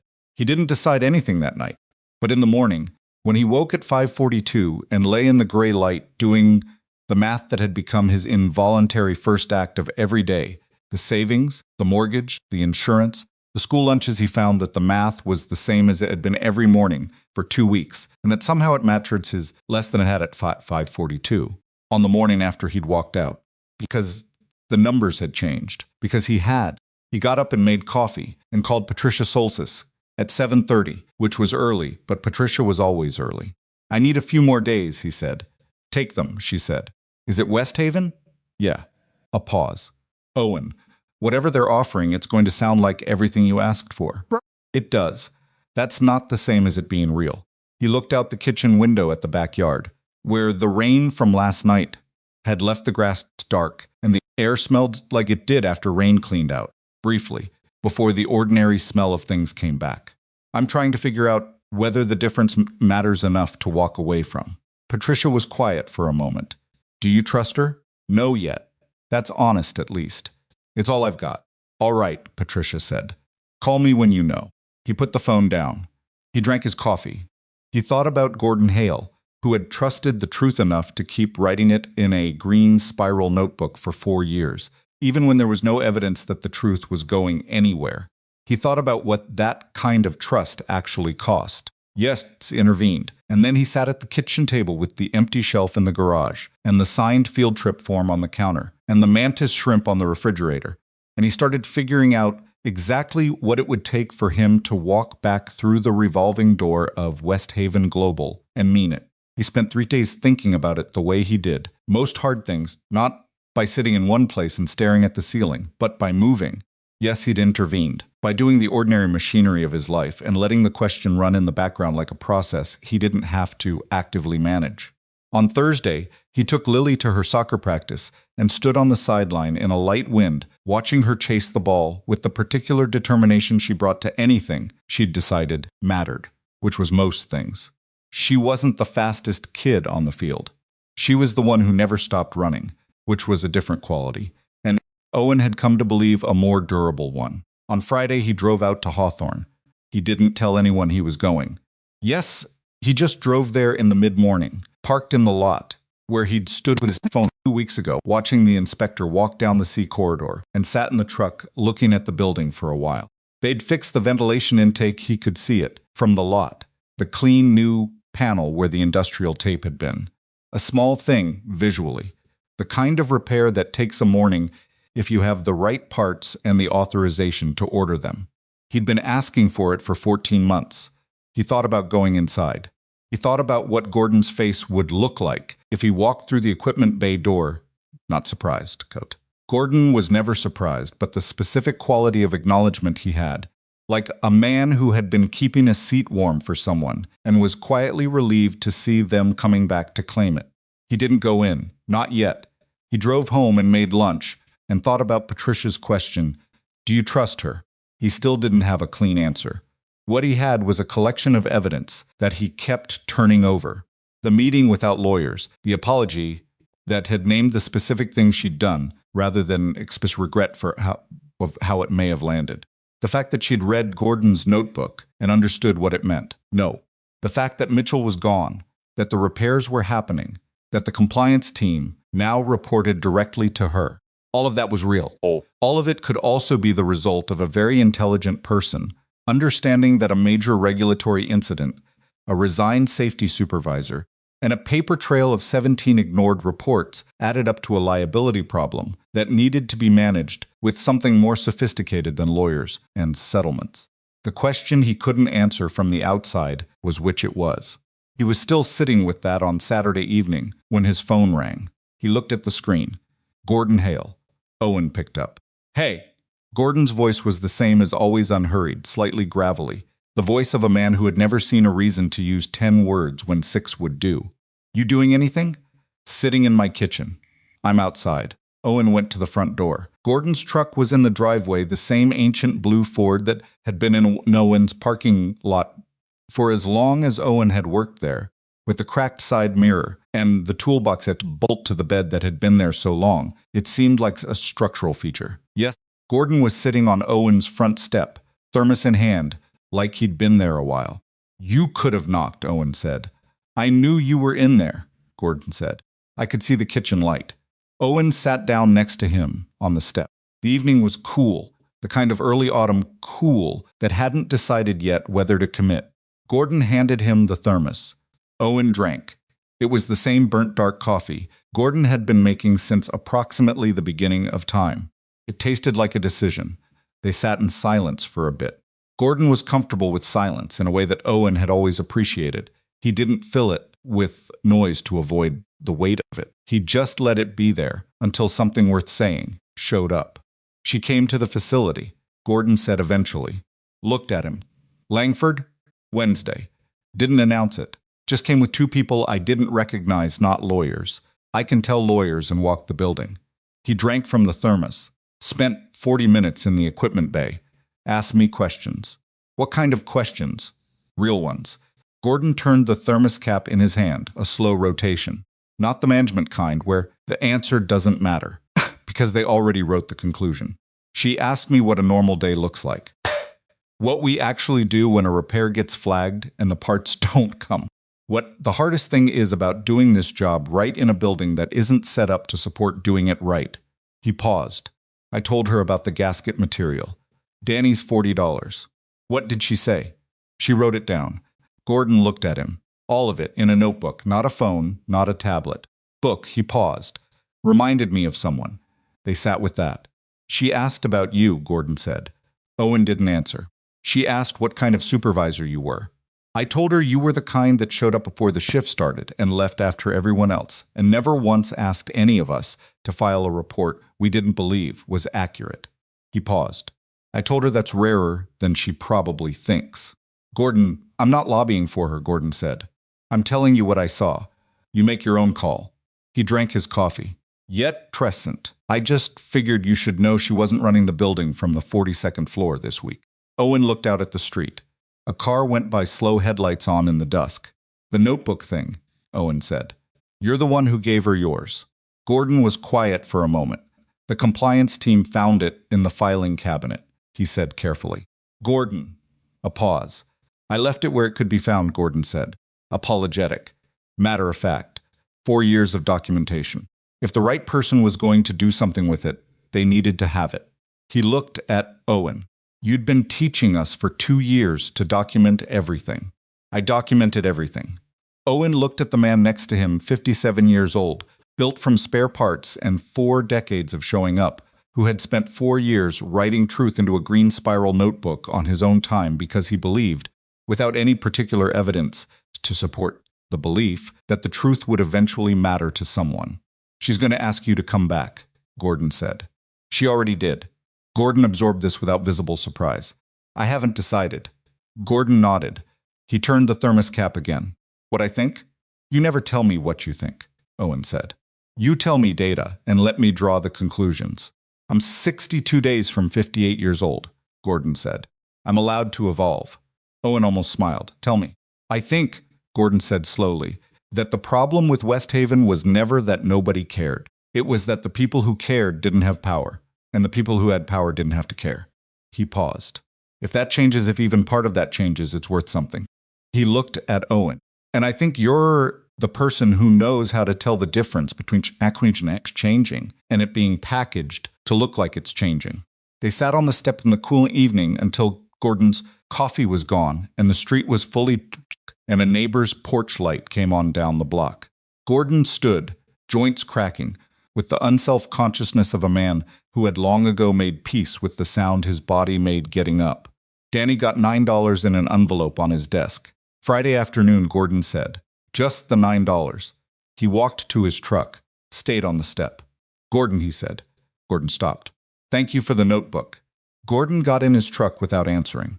The old Ford started with the particular mechanical cough it always made, and then it backed out of the driveway and drove away down the quiet street. sat on his front step alone in the dark for a while. Matt Mintent inside. He looked at Lily's field trip permission form on the counter, already signed. He looked at the mantis shrimp on the refrigerator. He looked at the empty spot on the kitchen table, where the cardboard box had been, before he moved it to the garage. He picked up his phone. He called Celeste Langford's direct number, which she had written on a plain note card, and handed him as he was leaving their meeting not Amanda's number, not the executive office line, her direct number, a small detail he had turned over several times since. She picked up on the third ring. Owen. I have more conditions, he said. A beat. Okay. The position, whatever authority it has on paper, I need the first 6 months to include a formal review process. Every quarter you and I sit down and assess whether the authority is actually functioning, whether the paperwork says it functions, whether I've used it and whether it worked. He paused. If it isn't working, if I'm running into the same walls and new paint, I walk away without any legal or financial complications. Nothing held over me. That's fair, she said. I also want Gordon Hale's role formally elevated. He becomes senior technical advisor for the CST Systems Working Group. Compensation increase, title change, and he reports to me directly, not through a facilities management chain that can slow walk his input. Rosa gets the formal safety certification training that she should have been offered a year ago. Company paid on company time. I'll make sure of it. And the working group that designs the new reporting system, I want 6 months to build it properly. A rushed rollout, because it looks good in a board presentation. 6 months with the frontline workers actually leading the design. And we don't go live until they say it's right. Celeste was quiet for a moment. That timeline is going to create friction with the board. They want to see visible changes quickly after the inspection findings, Owen said. That's why it needs to be 6 months and not 3. Because 3 months is enough time to produce something that looks like change. 6 months is enough time to produce something that actually is change. Pause longer. He could hear, faintly, the sound of her environment. She was somewhere quiet, he thought. The office, maybe her apartment. All right, she said. 6 months. One more thing, Owen said. You have more? Go ahead. The cardboard box, he said. He paused, aware of how it sounded, not entirely caring. I keep it. It doesn't become some inspirational object in a corporate display or a metaphor in a company newsletter or a talking point in any all-hands meeting about the new culture. It stays in my garage. Silence on the line. Quietly, I wouldn't have it any other way. Stood at his kitchen counter in the dark, with the refrigerator hum behind him. I'll start Monday, he said. Monday, she repeated. 7 a.m. I want to walk the Hawthorne facilities before anyone knows I'm back. I'll make sure you have full access. He put the phone down. He stood in the kitchen for a minute. Then he walked to Lily's room and opened the door quietly.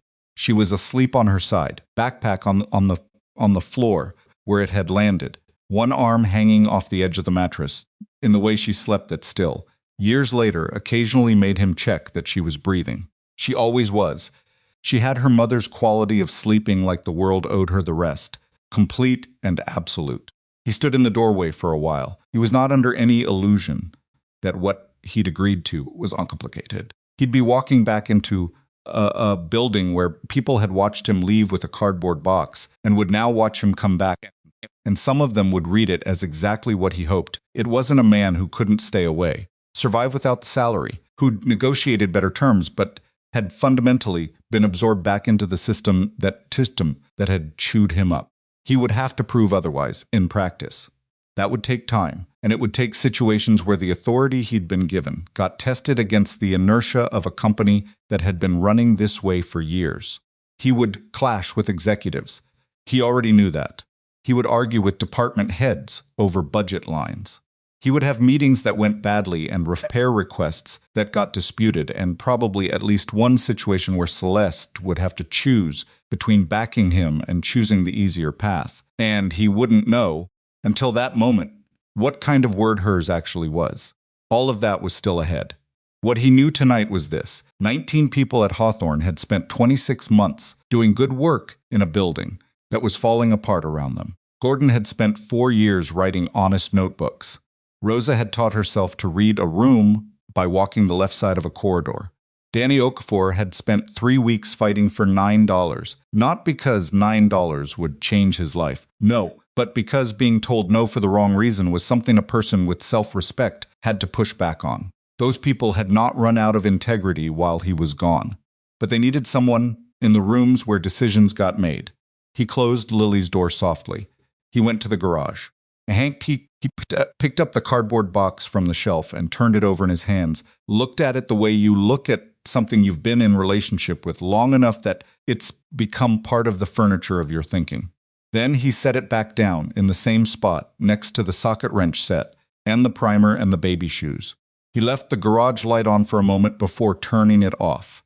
Then he went to bed. He set his alarm for 5:30 instead of 5:48 because he was going to Hawthorne at 7, and he had things to do first.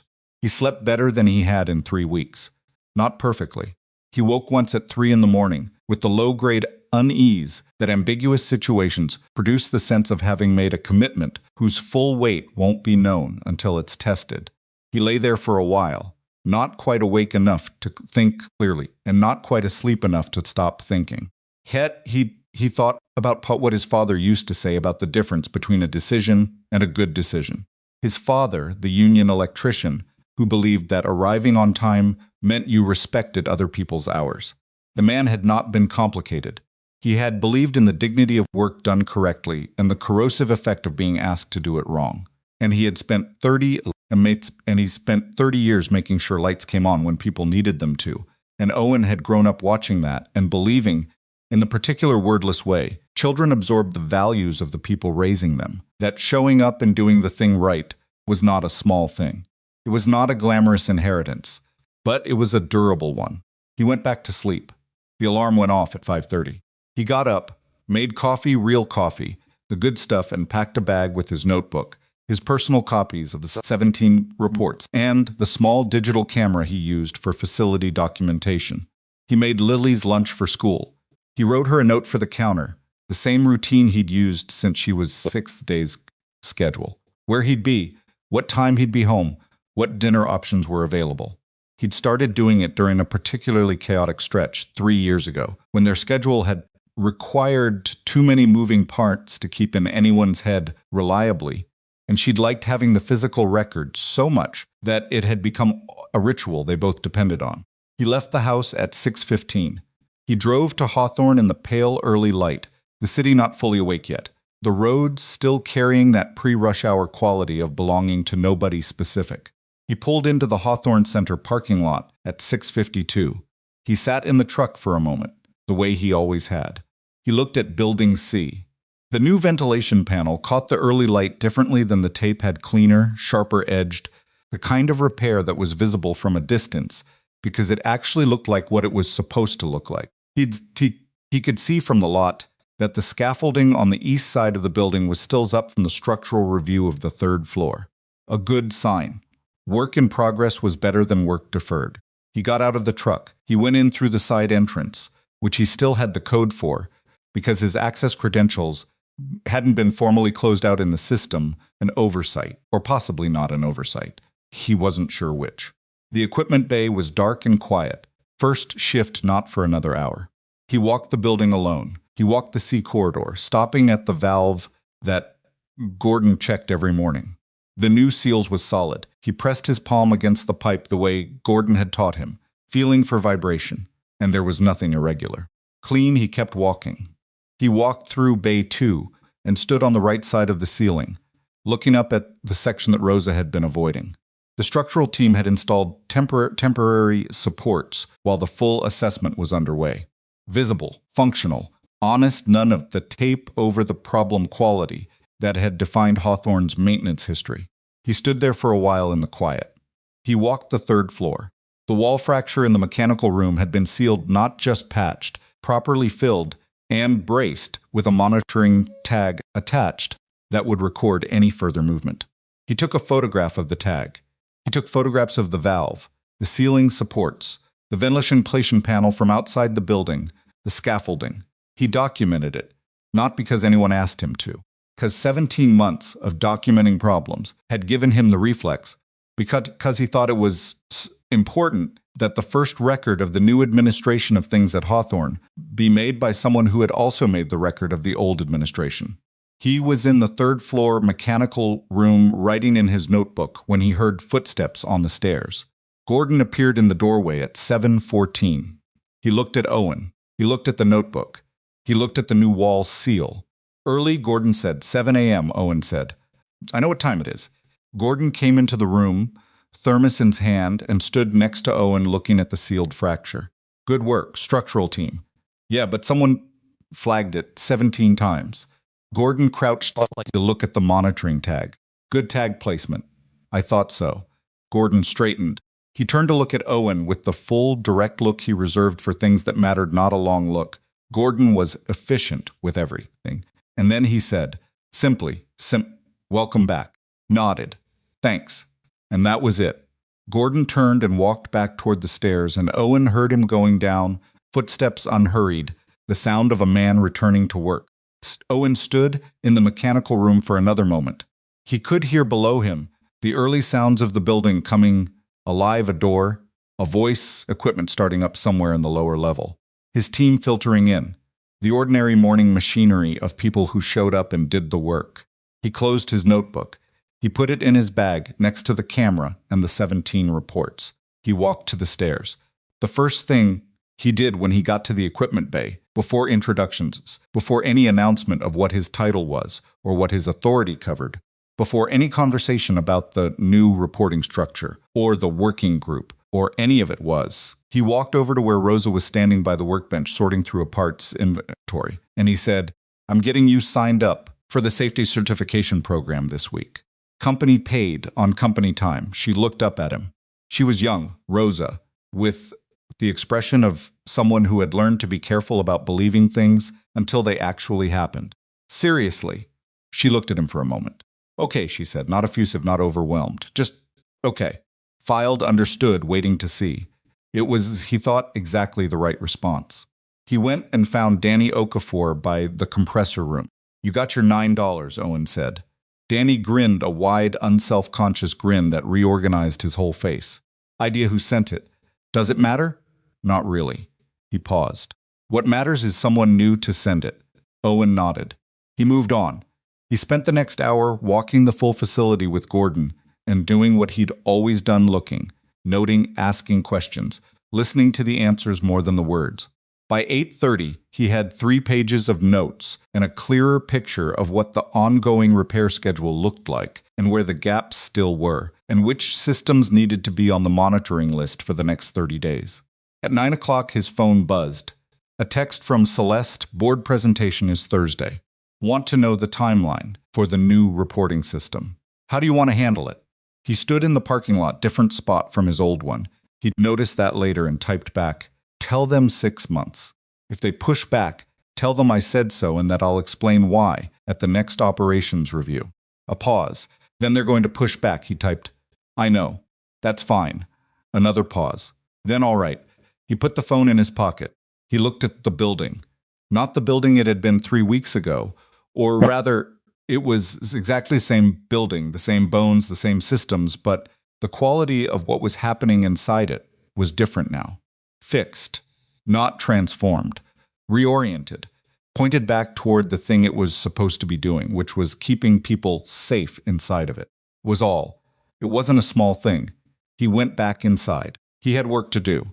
The Thursday board presentation went the way he'd told Celeste it would go, which was that the board pushed back on the 6-month timeline with the focused energy of people who believed that visible results in the near term were more important than durable results in the long term.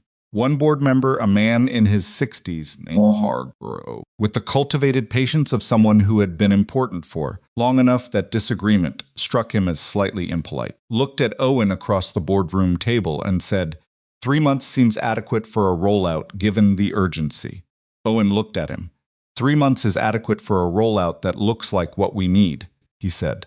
It's not adequate for a rollout that is what we need. The difference is whether the people who use the system every day helped design it or whether we designed it for them and handed it over. He paused. We did the second thing for years. I'd like to try the first thing. Hargrove smiled. the way people smile when they're deciding whether to be patient or impatient. And in your assessment, that requires 6 months. In my assessment, it requires as long as it takes to do it right, Owen said. 6 months is the estimate.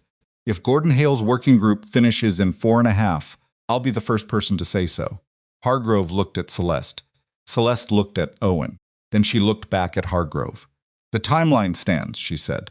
6 months. It was the first test. It was a small one. Owen knew that. A board discussion over a timeline was not the high-stakes collision that the real test would eventually be there, would be a bigger moment. He was certain of it.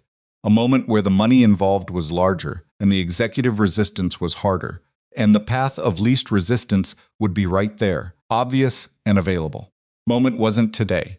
But today Celeste Langford looked at a board member who had been important for a very long time and said that simply the timeline stands. He filed that, not as proof of anything, as data. The first entry in a record he was keeping in the same spirit. Gordon had kept his, because when you're trying to tell whether something real is changing or whether the packaging has changed and the thing inside is the same, you need documentation. He drove home that evening in the dark with the heater running and the radio off. He picked up Lily from her after-school program. She was the last one there, reading a book about cephalopods with the complete absorption of a child who genuinely does not track time when something interesting is available. "How was the first week?" she asked in the car, not looking up from the book. 4 days, he said. It was 4 days. How was the 4 days? He thought about the equipment bay in the early morning quiet, the new ventilation panel. Gordon saying welcome back in the same tone he'd have used to say the valve's been checked. Rose's careful okay. Danny's wide grin. The board meeting and Celeste saying the timeline stands without hesitation. Complicated, he said, but the right kind. Lily turned a page. Did the Gordon man like having you back? Gordon isn't effusive, Owen said. He said welcome back and went back to work. That sounds like it meant a lot. She turned another page. Dad? Yeah. Are you going to be okay at this job? Like for real okay, not just managing okay. He drove through the intersection near their house, the familiar corner with the gas station on some side, and the dry cleaner that was always closed, even though it said it wasn't on the other. I think so, he said. That's not a yes. No, he agreed. It isn't. He glanced at her. But I think it's the honest version of a yes. She considered this seriously the way she considered most things. Okay, she said. She went back to her book. He pulled into the driveway and turned off the engine and sat for a moment in the sudden quiet, his daughter reading beside him about creatures that could see colors no human eye could process, that could hit with the force of bullets. Yes, he'd been evolving for 400 million years and had figured out through sheer persistence how to navigate a world not designed for them. He thought about the cardboard box on the shelf in the garage. He thought about the 17 reports and the 47 pages and the $9 and the Thursday board meeting and the new ventilation panel and Gordon's footsteps going back down the stairs. He thought about his father, who had spent 30 years making sure lights came on. Then he got out of the car and he went inside and he started dinner. The first real collision happened on a Wednesday morning 6 weeks after Owen walked back through Westhaven's revolving door, and it happened over a number. The number was $430,000, was the figure Owen put in front of Celeste's operations committee. 7 people around a table that was not the second floor conference room, but a smaller, less theatrical room on the 38th floor that smelled like dry erase markers and recycled air. The figure represented the cost of replacing the electrical infrastructure in Building D of the Meridian facility, a Westhaven property 40 minutes south of the city that had been flagged in Owen's first regional audit as carrying risks nearly identical to what Hawthorne had been carrying 12 months ago. The committee's response was managed and polite, and entirely clear in what it was saying underneath the politeness, which was not now. The man leading the pushback was a senior vice president named Gerald Fitch, who'd been at Westhaven for 14 years and had the specific institutional confidence of someone who had survived multiple leadership regimes by being extremely good at identifying which battles were worth fighting and which weren't. He was not a bad person, as far as Owen could tell. He was a practical one, which, in Owen's experience, was sometimes worse. The Meridian facility passed its last internal review. 8 months ago, Fitch said, with the measured reasonableness of a man who understood that being unreasonable was a bad look. We're in the middle of Q4 planning. A $430,000 unbudgeted expenditure at this point in the cycle creates significance. The internal review, 8 months ago, was conducted using the same assessment framework that missed the Hawthorne issues, Owen said. I've been through the methodology. It doesn't capture progressive degradation in systems over 12 years old. Meridian's primary electrical infrastructure is 16 years old, Fitch said, and the first name use was careful, the kind of careful that means something. I understand your concern, but we have a process for capital expenditure requests, and I think the appropriate path is to submit this through the next budget cycle with full documentation. The next budget cycle is 4 months away, Owen said. I'm not comfortable with 4 months. Based on what specific indicator? Opened the folder in front of him and slid a photograph across the table. It was a picture he'd taken himself during the audit, a junction box in Meridian's Building D electrical room. The insulation on the wiring discolored in a specific way that meant specific things to anyone who knew what they were looking at. Heat stress on the insulation, he said, consistent with a load imbalance that's been building for a while. The discoloration pattern suggests it's been happening for at least a year, probably longer. He paused. That's not a 4 months problem. That's a right now problem. The table was quiet. Fitch looked at the photograph. He looked at it for long enough that Owen knew he understood what he was seeing. Fitch was not an engineer, but he'd been at a facilities company long enough to have learned the vocabulary of these things. This would need a secondary assessment, Fitch said carefully. Agreed. I've already contacted an independent electrical engineering firm. They can be on site within the week. Owen looked at him. I'm requesting emergency authorization for the assessment and a spending reserve in case their findings confirm what the photograph suggests. I'm not asking to spend $430,000 today. I'm asking for the authorization to move quickly if we need to. Another silence. Fitch looked at Celeste, who had been sitting at the end of the table listening without speaking. They sat the keys and intervened. It was the same look he'd given her at the board meeting, the look of a man who was measuring which way the wind was blowing before he committed to a direction. Celeste looked at Owen. Then she looked at Fitch. Authorize the assessment, she said, and set aside the reserve. If the independent firm comes back clean, we return the reserve to the general budget, and Owen submits the infrastructure replacement through the normal cycle. She paused. If they don't come back clean, we move on Owen's timeline. Fitch absorbed this. He was good at absorbing things without showing the absorption. Understood, he said. The meeting ended 20 minutes later. Owen was gathering his folder when Fitch stopped beside him at the door, not confrontationally, just pausing the way you pause when you have something to say. That isn't quite a concession and isn't quite a challenge. You're going to make enemies doing this, Fitch said quietly, unkindly. Owen said, people who've been here a long time don't like being told their frameworks are wrong. I know that too. Fitch looked at him for a moment with the expression of a man updating an assessment. The Hawthorne thing, he said.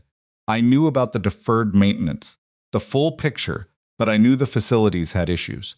He paused. I told myself it was Mitchell's call to make. Owen looked at him.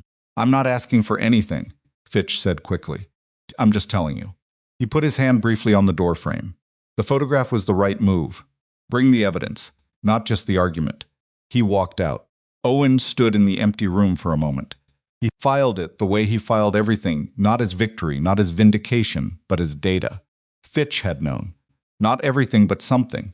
And he told himself it wasn't his call, the same way people everywhere inside large organizations tell themselves that the uncomfortable thing in their peripheral vision belongs to someone else's jurisdiction, was the actual problem.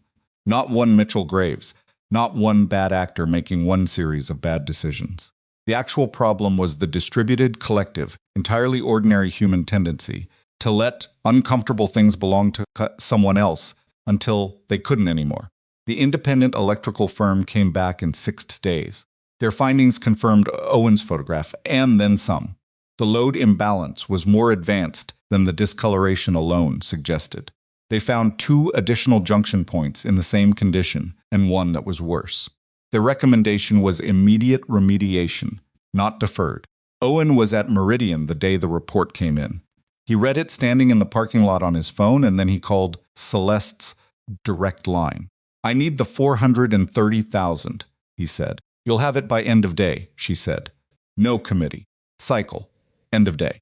He put his phone in his pocket and stood in the Meridian parking lot in the November cold, and felt something he hadn't felt in a long time inside a Westhaven facility, which was the specific relief of a system working the way it was supposed to work.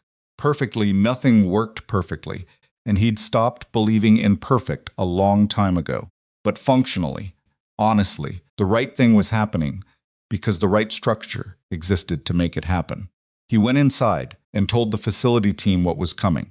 The lead electrician at Meridian, a woman named Carol, who was 53 and had the permanently slightly skeptical expression of someone who had been promised things before listened to him explain the remediation timeline and then said, "Who authorized this?" "I did," Owen said, "with the CEO's backing." Carol looked at him for a moment. "Last time we flagged an electrical issue here, it took 8 months to get a replacement part approved. What changed?"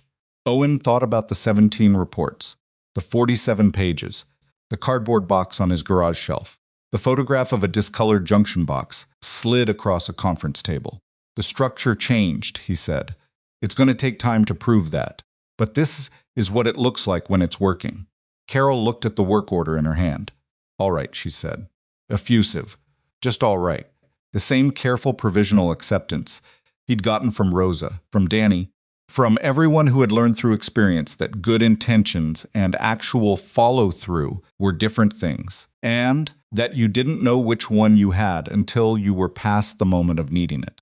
He drove back from Meridian that evening through the early winter dark with the heater going and the radio on low, and he thought about what it actually meant to change a company. The announcement of change, not the reorganization chart, not the new policy document, but the actual granular daily reality of it, which was a photograph slid across a table, an authorization that came through by end of day, a 53-year-old electrician named Carol saying all right in a tone that reserved judgment. It was unglamorous. It was also the only kind of change that lasted. The working group convened for the first time on a Tuesday morning in December in a conference room that Celeste had deliberately not booked on the executive floors. She'd put it on 32, which was a mixed-use floor with regular staff and the particular unpretentious quality of a floor that didn't have a view worth mentioning. Gordon Hale sat at the head of the table. Owen had not told him in advance that he'd be chairing. He'd told him the night before, on the phone, after a long silence, that the working group needed someone at the head of it who had 47 pages of documentation and 4 decades of accumulated knowledge about what actually broke down and why, and that person was not Owen, and it was not Celeste, and it was not the compliance team. Gordon had been quiet on the phone for a while. Then he said, "I'm going to need a decent chair. The ones in those conference rooms are bad for my back." Owen had called facilities that morning and made sure Gordon got a decent chair. The working group was 8 people: Gordon, Rosa, Danny, 2 other frontline workers from the Hawthorne team, 1 worker from Meridian who Carol had recommended, a junior member of the compliance team who was there to listen and take notes and not to lead anything, and a young systems designer named Priya, who Owen had hired specifically because her background was in user-centered design, and she understood that the people who would use a reporting system every day but needed to be the people who decided how it worked. Sat at the side of the table, not the head. He'd made a deliberate choice about that. His job in that room was not to run it. His job was to make sure it had what it needed and to stay out of the way of people who understood the problem better than he did. Gordon opened the meeting by doing exactly what Owen had expected him to do, which was to say very little and ask a very good question.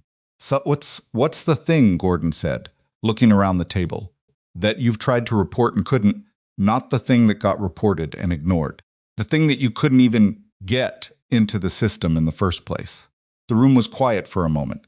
Then Rosa said, "Verbal hazards. Things people say to each other on the floor that never get written down because there's no category for it. Someone says that pipe sounds wrong, and everyone nods and nobody files anything because it's not a thing you can describe in the drop-down menu. Danny said patterns. I can file one compressor issue. I can't file the fact that we've had 7 compressor issues in 4 months, and they're not all sets at the same unit, so the system treats them as unrelated. The Meridian worker, a man named Tio, who hadn't said anything yet, said, retaliation concern. Not that it's happened to me, but people don't file things they think might come back on them. Anonymity in the current system. Everyone can see who submitted what. Gordon wrote all of it down, not in the Westhaven system, in his notebook. Priya was typing, pulling up frameworks on her laptop, translating the conversation into design language. Neezy teened. Owen watched her work, the way she listened before she spoke, the way she asked follow-up questions that clarified without redirecting. She was good. He'd made a good hire. The working group met every Tuesday for 18 weeks. Owen attended every session. He sat at the side of the table every time. He spoke when he had something useful to add and didn't speak when he didn't, which was harder than it sounds for a person whose job for years had been to carry information that nobody else was carrying. He was learning to share the carrying. Elsewhere, things moved in the difficult nonlinear way that real change moves. 2 more regional facilities went through the new audit protocol and came back with findings that required immediate action. Authorized both.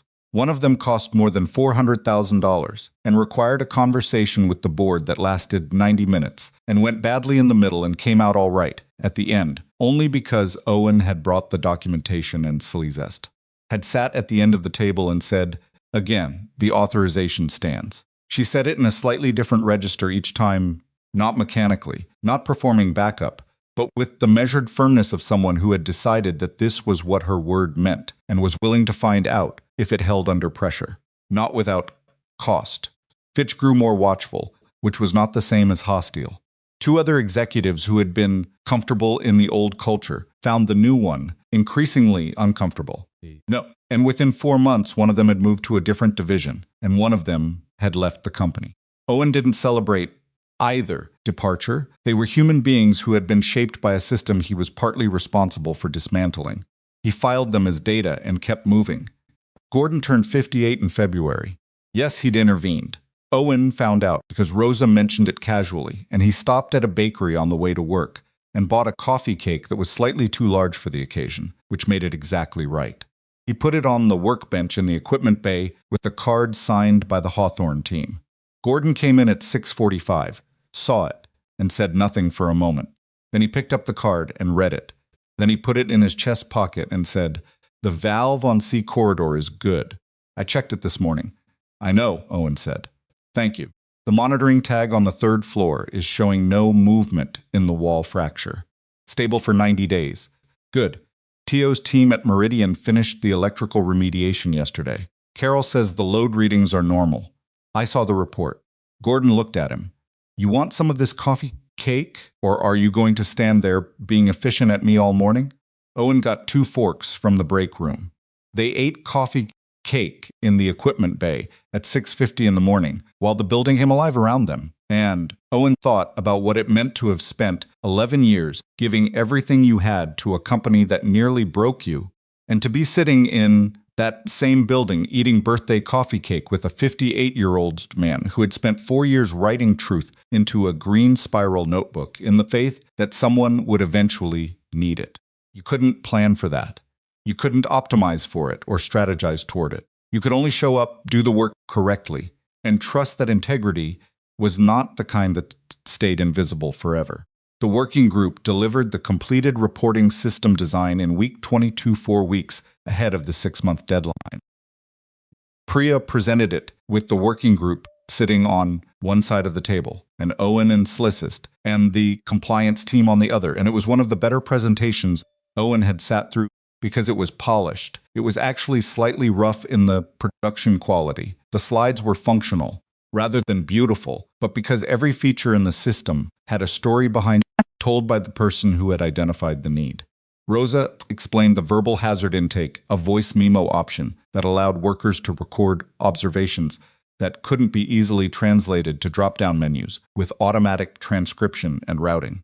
Danny explained the pattern detection logic, a back-end system that flagged clusters of related reports, even when they came from different locations or different workers.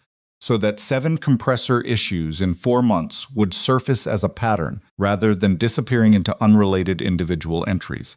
Teo explained the anonymity framework, a tiered option that allowed workers to report concerns without their names attached at the field level, with a secure system that compliance and Owen could access if a report escalated to a regulatory threshold, but that standard management could not see.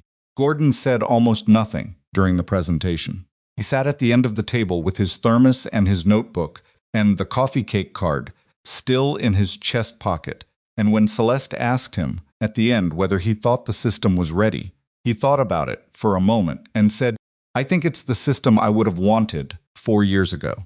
Celeste looked at him. "That's the right benchmark," she said.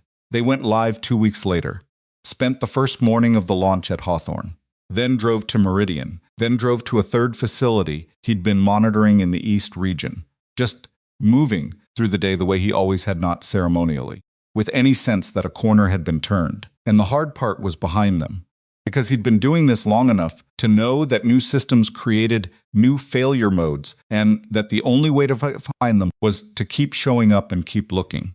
The first test of the new system came within the week. A worker at a Westhaven distribution facility 200 miles north, someone Owen had never met, working in a building he hadn't audited yet, submitted an anonymous report through the new intake.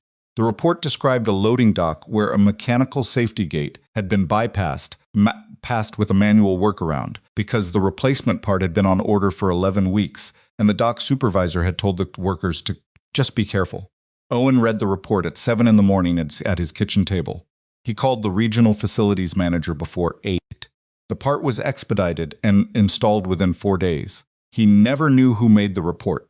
The anonymity was complete, which was exactly how it was supposed to work. Somewhere in a building 200 miles north, a person had used a system built by their coworkers to say this is wrong, and the right thing had happened in 4 days instead of 11 more weeks. Was it? That was the whole story of that particular incident. It didn't make headlines, and nobody was written about in a business magazine for it. And the worker who submitted the report probably went home that Thursday and made dinner and didn't think about it as a historic moment, because it was just the ordinary meshes of a system working the way it was supposed to work, for the benefit of a person's nobody above them had ever met. Owen sat with that for a while. He thought about the fact that this completely unremarkable 4-day repair of a safety gate in a distribution facility he'd never visited was the actual point. The confrontation on the 42nd floor, not the cardboard box or the resignation or the apology or the offer. Those were the story of getting to this, and they'd been real, and they'd mattered, and he wouldn't undo them. But they weren't the point. The point was the safety gate. The point was that someone had been able to say, "This is wrong," and be heard. Yes, he'd intervened. It was a mild evening in late April when Owen found himself sitting on the back step of his modest house watching Lily play in the backyard in the last of the daylight. She was 8 3/4 now, which she had been very specific about, and she was doing something with a stick and patch of dirt near the fence that appeared to be an engineering project of some kind, the nature of which she had not shared with him. He was drinking coffee, real coffee, the good kind, and the neighborhood was doing its usual evening thing around him. Someone 2 houses over was grilling something. A dog was making its views known about something in the middle distance. His phone was in his pocket. He hadn't looked at it in 40 minutes. He thought about the 17 reports. He thought about them the way you think about something that happened long enough ago that you can see the whole shape of it, not just the part you were living through at the time. He thought about being 32 years old, sitting at his desk in the corner of the maintenance office with the window onto the loading dock, writing in careful plain language about a valve and a ventilation intake and a wall fracture that nobody important wanted to read about. He thought about what it had cost him to keep doing it, not just the energy of the writing, but the specific ongoing tax of caring about something that the structure around you has decided not to care about. The way that wears on a person, the slow erosion of believing that telling the truth matters. He thought about Gordon Hale, who had started a private log when that erosion got too close, who had decided that if the official record wasn't going to hold the truth, he would hold it himself, in a green spiral notebook, for as long as it took. Owen had never fully understood until recently what that had cost Gordon. Gordon, who was not a man who showed costs, had spent 4 years carrying something that most people would have set down after 4 months. He'd asked Gordon about it once, directly, which was not his usual approach, but which felt necessary. They'd been in the equipment bay on a slow Tuesday, and Owen had said, "The notebook. 4 years of it. What made you keep going?" Gordon had been quiet for a moment, turning his thermos cap in the way he did. "Because someone eventually needed it," Gordon said. "I didn't know when that was going to be, so I just kept writing." What if nobody had ever needed it? Gordon looked at him. "I'd have a notebook." That was all he said. Owen had thought about it for weeks. What Gordon meant, under the simplicity of it, was something that Owen had been working toward his whole career, without having the language for it. The keeping of the notebook was not a strategy.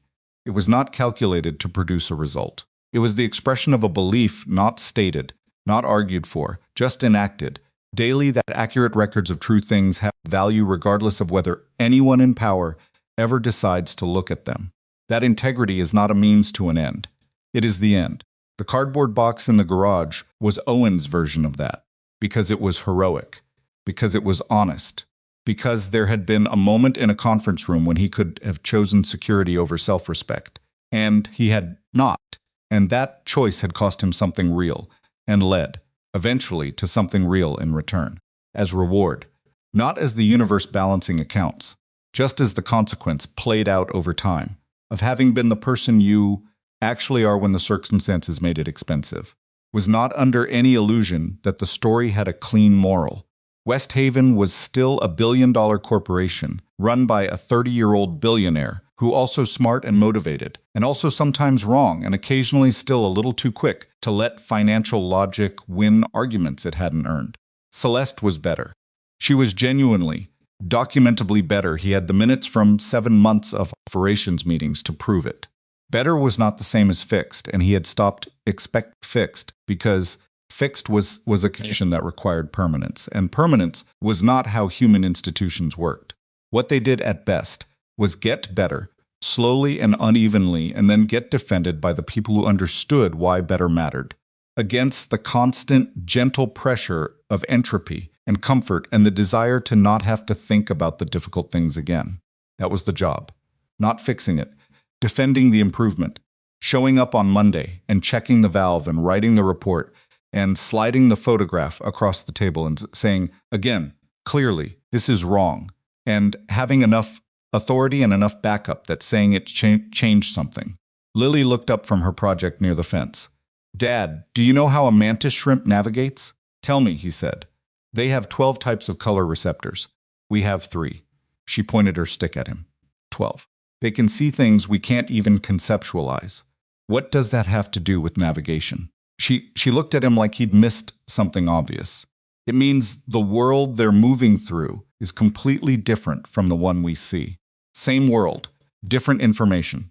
She turned back to her project. "I just think that's interesting." Owen drank his coffee. Same world, different information. He thought about the Meridian parking lot, and what Carol had said, what changed. He thought about what he'd answered, the structure changed. He thought about whether that was the whole truth, and decided it wasn't, and decided the fuller truth was this: the structure changed because a specific sequence of people had refused, at specific personal cost, to let the structure stay the same. Gordon with 4 years of notebooks. Danny with 3 weeks of fighting for $9. Rosa walking the left side of the corridor. Owen with a cardboard box and 17 reports and a resignation that had been terrifying and necessary, and, in the end, not the end of the story. Celeste, who had read everything she should have read years earlier and had the unquality of being genuinely changed by what she read, which was rarer than it should have been. Of them perfect, all of them real. He finished his coffee. The evening light was going golden in the backyard, the particular gold of late April that doesn't last long and is worth looking at while it does. Lily's project near the fence had acquired a small stone border, and what appeared to be a sign written on a flat piece of cardboard in marker that he couldn't read from the step. "What does the sign say?" he called. She looked up. "Mantis Shrimp Research Station. Is there active research happening?" "There's planning," she said, seriously. You can't rush the planning stage. He nodded. Fair enough. He sat on the step in the fading light and thought about Monday. He had a facilities audit at the Northeast Regional Hub, and then a working group debrief with Priya and Gordon about the first 30 days of system data. A conversation he'd been putting off with a department head who was technically supportive of the new reporting structure and practically finding ways to slow walk it that Owen needed to name directly and soon. Glamorous, necessary. The world did not run on dramatic moments. It ran on people showing up to the unglamorous necessary thing, consistently over time, in the face of resistance that was rarely dramatic itself, but was constant and required constant response. He would go on Monday. He would keep going. Lily eventually came inside when the light was mostly gone, carrying her stick and with dirt on both knees, and sat across from him at the kitchen table while he reheated leftovers and explained at some length the specific deficiencies of most mantis shrimp research in terms of considering their subjective experience of color. He listened. He thought about Gordon turning 58 and eating coffee cake in the equipment bay at 6:50 in the morning.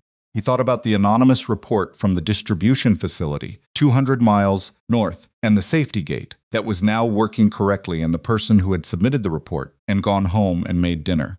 He thought about Celeste Langford. She'd never clicked Langford, who had walked through felicities she'd never walked through before, with an ask real questions and written down the answers, who had sat in a conference room without lawyers and said out loud, I built the system that failed you, and then built a different system. Imperfect, work in progress, but pointed the right direction and defended when it mattered. He thought about his father, making lights come on.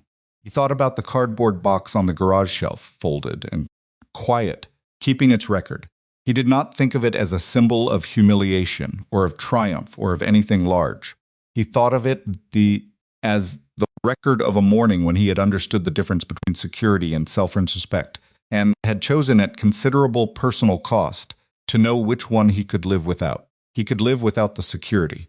He had proven that. What he couldn't live without was the ability to say this is wrong and mean it and have it matter. That was the only version of the job worth doing. That was the only version of himself he wanted to be. Lily finished her dinner and said, "Can we look up mantis shrimp color vision on your laptop after?" He said. "The actual research papers," she said. "The kids' version." "I'll make the coffee," he said. She took her plate to the sink and disappeared toward the living room. Owen sat at the table alone for a moment. Outside the kitchen window, the neighborhood had gone fully dark. The last of the April evening was gone. Monday was 4 days away, and would arrive the same way it always did without announcement, requiring everything he had, offering nothing in return, except the ordinary dignity of work done correctly in the service of people who needed it. He got up. He rinsed his cup. He went to join his daughter,